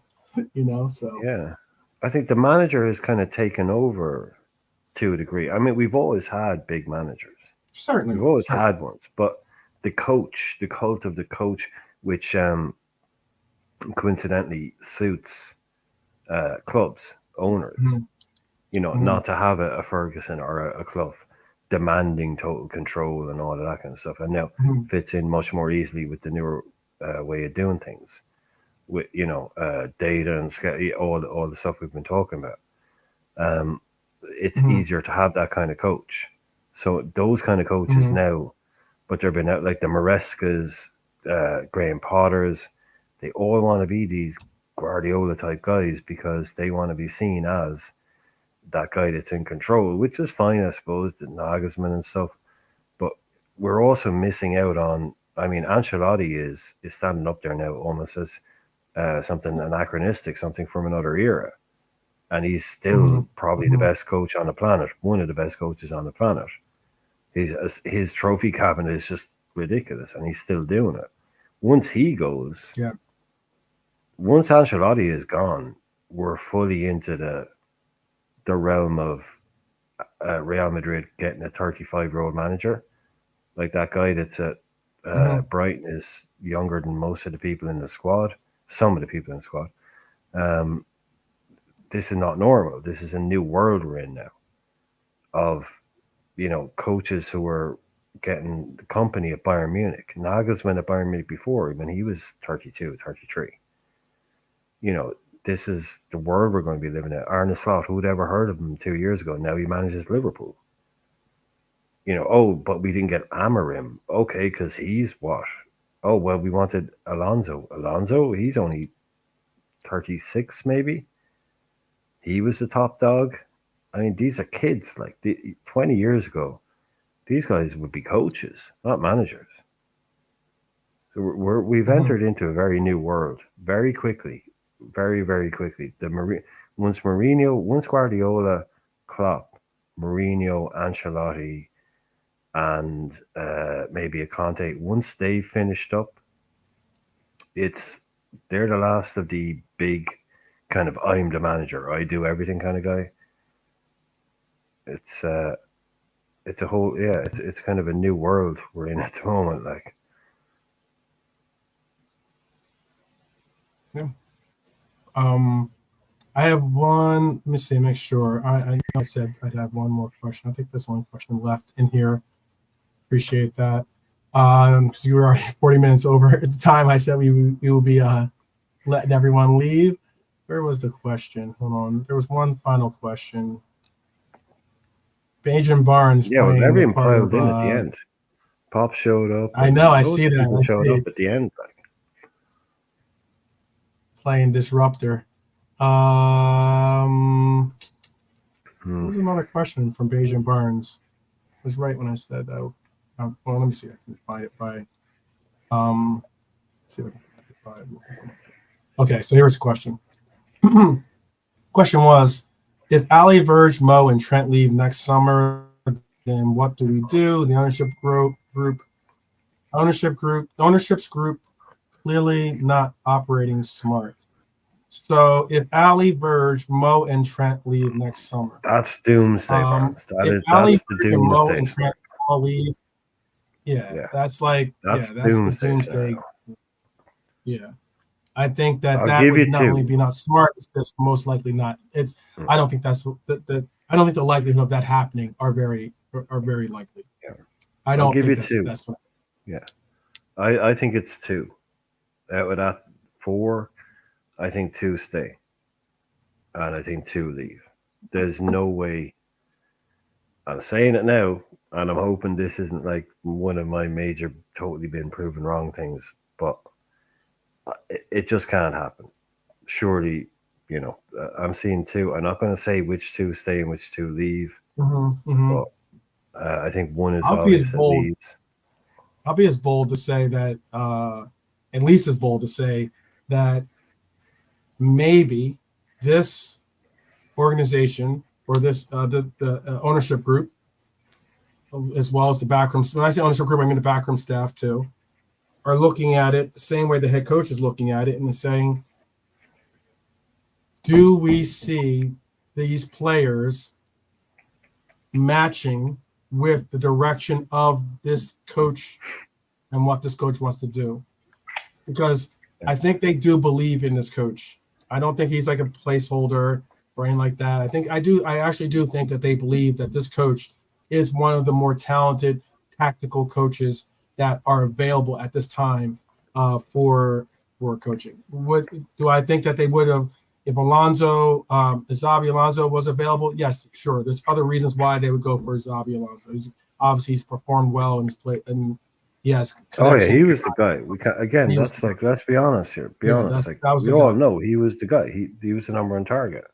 But if anything, we want to talk about plan Bs, our plan Unless B is someone that I think do believe in and is a comparable I don't selection think as the part of Amarim thing was plan ever a goer. By the way, I don't B. think the Amarim one was ever actually really a thing.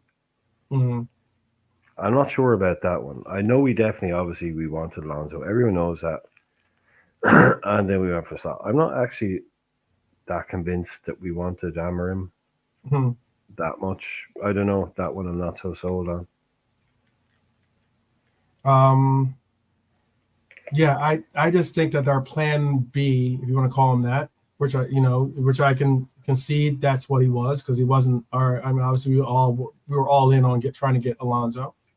Um, I just think that now that we've seen the fact that he has tactics that he can work with the players that are currently within the squad.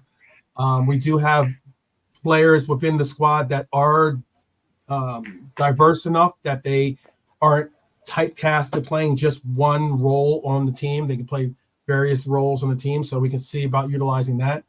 And Yeah, I think diverse that enough to it be in a could Disney be movie. right, and it could be. My final thought would be, it could be a place in time when, yeah, Virgil van Dijk is, in my mind, one of the best, if not the best, center back in the world. Do I want to see him go? No. I would like to see Virgil van Dijk get an extension. Okay. Do I want to see Mo go? Yes, I think Mo is one of the best, if not the best, right wing in the world. I do not want to see him go. I would like to see him get an extension. It's It goes the already same on the with Trent. golden It assist. goes the same with Ali. You know, they're all world class players. Those are four. When we did our world class or our tier list for, not world class player, but tier list for the players, those four players were all in our top, in our A class. They were all in our A class, and an That's the occasional, issue, and you can argue McAllister was the fifth choice in that though. in that A class. To lose four of your A class, if you don't have four players that are That's going to be the all of a issue. sudden A class, or at least 3 or 4 A class players to replace them, then that is a loss to the quality of to your team. So You're shouting it out there, man. You're putting it out there, and that's the issue. That's the yeah, doomsday. that's why that is a doomsday scenario, and why I think it is important to say that. I also think that it's important to state that these players need to, one, show that they can play within the system that we're working. Otherwise, let's go get another Class A player that can play within the system. Okay. Well, that's what Or Rob is saying. Wait, these players might wait to see how things go before they decide. they I decide mean, exactly. but I mean, Pops and I were talking about this last year, that's not fair on and us. we kept saying, Pops and I kept saying, Mo is going to probably end up deciding whether he wants to stay or go on the status or the level where this team can compete. Yeah, but he It's should that know this simple. now. But this is the thing. He like how much. This is the thing. Like when in December, in January, in February. I can't tell you Yeah, what's I in the know that's mind the of VVD. problem. I know Yeah, you can't. That's yeah, I'm not asking you to tell me. That's yeah. we can't wait till we can't sit around on our hands waiting for Trent to decide in March to see where we are in the league. Do you get what I'm saying? Right, right. I mean that doesn't work. I Mhm. get what people say. Oh, they might wait and see, wait and see, wait and see. They have less than a year left on your contract. That's not normal. Okay, I'm going to It's put it to not. this way. No, I'm going It's to put not. all these people out there that are trying to brush this shit under the carpet and pretend it's Hmm. normal. Hmm. I'm going to say to you, imagine right now, Bukayo Saka, Martin Odegaard, and Willie Saliba have Hmm. less than a year left on their contracts at And Arsenal. they're 31 years old, 32 What are years you old. going? Willie Saliba? No, 28, Oh, they're 30, at their and current year. 25. I'm just saying, were they No, at the so same yeah, level? Okay, no, so no, no, gotcha. but Okay. no, starting center half, Hmm. right? Hmm. Main right winger and generational player, right? Saka, Hmm. Saliba, and Odegaard, right? Hmm. Is any Liverpool? Are you going to sit here and tell me Liverpool fans wouldn't be saying, "Uh oh, trouble at No, they Arsenal"? would. They would. Of course they would. Of course they would. But So can you put that context in about the fact no, that you those switch. I players no, no, are? no. But also no, but also at our club, Salah hasn't signed a new deal. Less than a year left. Hmm. Trent hasn't signed it. I mean, can we please be realistic here? This is not a good thing. It's Hmm. you can't dress it up and go, oh, this is cool. This is totally cool. This is not cool. No, I'm not saying it's. Yeah, I'm not saying So it's. Yeah. what I'm saying is the two. I think Trent stays, and I think Mhm. VVD stays. I think Salah goes off and maybe Ali goes. I don't know. I Look change at every that. night You got on a the port. prediction out of the Irishman. He said he wasn't going No, to I tell you. change every night. No, no, Yeah, I he change said he every night wasn't on the going to tell port. you. Now he just did. No, no, I think Trent will stay. But look, to be honest, if someone's saying to me, these guys are going to kind of wait and see how we're doing in January and February to see whether they commit to their future to the club. No, fuck off, man. Right. Sign up Right. now because this is a new era. This is a new era. Are you on board or not? Are you staying or are you not? Hmm. And I think the fact that all of them are in this deal, it's not great. Um, Ali too, it's not one, but the Trent one is the main one. The idea that we've let this guy get here is crazy. That's Like that crazy. should have been sorted If you 2 just set years that ago. scenario with just Trent in that example, Yeah, it would resonate a little bit easier for me. no, I would 2 understand it, years but I he can could have push been back locked and down. say this: has there ever been an era of football where you saw so many names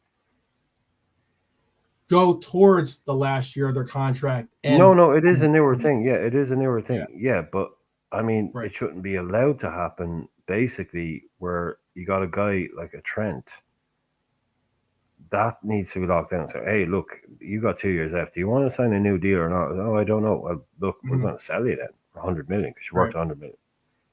right, Like, right, you're not going to run your deal down, dude. That ain't happening. right. No, Salah, okay, maybe he can run his deal down at 33 and walk away. Okay, he's on big money, whatever. Trent, no, right, you ain't running your deal down. You right, ain't walking for free. right. That needed to be locked down. So But then it's timing. It's do timing. you take the and can I ask this then? Do you Yeah, take go the ahead. gamble then of, and I'm not saying that these are completely on par players, but he's certainly a good player. Do you take the gamble of having a Sterling, a Casemiro on your team with these like overloaded contracts where they've got 3-4 years left in their mid 30s, or early 30s, and they're making 300,000 or 350 or whatever thousand a week, Who for and you Trent? can't go out and sign you can't go out and make those kind of No, acquisitions. but I said this the other night. I said we won't do that. We won't break the model. We won't break the model. And you were pushing back against me on that, saying, "Oh, why wouldn't we give Virgil a big deal? Why wouldn't we give Salah a big deal?" That's what I'm saying. We Mhm. won't give these guys big deals. I'm saying you sign Trent up. Like Mhm. I'm not giving Mo a big deal in his 30s. I'm not giving Virgil a big deal in his 30s. I'm not Mhm. giving Ali a big. And I Mhm. said I don't think the club is going to break the model. Mhm. And you were saying to, well, what model? I said that model of not giving players in their 30s big long contracts like Casemiro Oh and yeah, Varane. 2 year Yeah, 2 year extension isn't a big long contract in my mind. no, Yeah, but on huge money, on big money. right. I But get what we're you're assuming they'll take a 2 year deal. right. What if they want? Like you were saying, it is the phenomenon now of these big guys letting their contracts run down, not to Yeah, buy. They're not doing that to get 2 year deals. They're doing that to get 4 year deals on yeah. big So they money. can go on and they'll get a deal. Yeah. Especially there's so So many they different won't angles take a that have 2 year come into this extension with though. Saudi Arabia being out there with the other portions of you taking a lot of times you didn't want to take on the chance of saying, all right, cool, now you're a free agent, go out there and find your own team. You didn't want to take that because then you had to do all the work of trying to get that player, if you're an agent at least, getting that player's name in to a team's like radar. But nowadays, a lot of these players are saying, you know what, yeah, we can go get a bag here, or I can go and play here or there, and it's my choice. I can go and play for my hometown club, because I can go there. They can carve out a portion a portion of money that's fit for me, and I can play there. Like all these different avenues and angles can be a part of it now. And I've been saying it time and time again. I think that a lot of players are choosing to wait out their deals rather than sign big deals. Unlike obviously your Chelsea, different story. But I mean, like a lot of these players are looking at and saying, yeah, I'm not going to get a 7-year deal from Liverpool. It's just not happening. Yeah, So look, it's go where I want I to don't go. know. Take control of I'm your own just saying, future. like these guys, they want to go where the money is. Okay, like let's not Yeah. get this twisted, right? 99% it comes down to money. Mm-hmm. That's why they go places. They go places because they offer them more money, and at the end of their careers, that's what they're doing. And Barnes is saying, uh, if you want to hold that model, you should be filling those spots. And this is what I've been saying all night is that like we're kind of we're really good in the A column here in Mm-hmm. what we're doing. Mm-hmm. I think we're doing stuff really well in terms of getting the player like the Carvalho. If we get 50 million for Carvalho and Van den Berg, I mean that's getting back to where we need to be in terms of doing business to bring money in to allow us to hopefully bring players in. We're doing really Right. good in the A column bit. Right. We're getting rid of players who obviously don't have a future, or we're trying to move on players who need time, need game time. and it's a new broom. We are moving out. It's a real new broom type vibe going on. I'm not overly concerned with the amount of people that are leaving, but Mm-hmm. that's the B column is empty. That's the problem. Mm-hmm. 100%. You're right. There should be, if we're getting rid of like 8, I know a lot of them younger, but I mean, there's a big gap there. Yeah, and it Mm-hmm. can't be denied. We're deficient in the other part. You bring them out, Mm-hmm. you bring them in. You bring in top quality players, you bring in good players. That's how it works. You refresh the squad. You let other people in the squad know we're bringing in quality. We're going places. We're going places. We're doing things, and it is. You can't ignore it. There's a big fat empty space in the Liverpool transfers in, and it's not transfers for the sake of transfers, but like you said, Barnes, you clarified it. People that are going to come in and give us an improvement, going to do so for us. So until we do that, yeah, it is.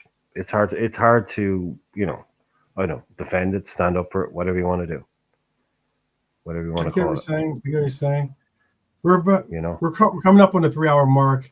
I saw Nalante's question. I will have an answer for that question. We'll bring it up tomorrow. Hopefully, maybe Nalante could be a part of the panel for tomorrow, depending on his schedule. But we'll bring up that question tomorrow about what dictates a successful season for us. And also, I have up on the board here. It's not too late. I know we're a week behind, but you can still get into the Fantasy Premier League. We Yeah. have a bunch of names. We do have a duplicate in there. So if you're listening, we will be taking the duplicate team out Oh of, yes, by the yes, way, just so you know, 100%. Yeah, you can't have more than one one team team in the only. league. One team Okay, only, people. just one team only. But yes, this is the link, and this is the way to get involved. There's some good names and good people involved in this league. We got almost like 20 people involved in it, I think, so far. It's pretty cool. So if you want to join the fam here and join the league, that is the code, and that is the address to go to be able to put in that code. Um, Also, we will be returning tomorrow for sure. Um, we'll have a bunch of questions. Like I said, I'll bring up Nalante's question tomorrow, but I also maybe we can do a little bit deeper dive in some of these other answers or questions that have been brought out.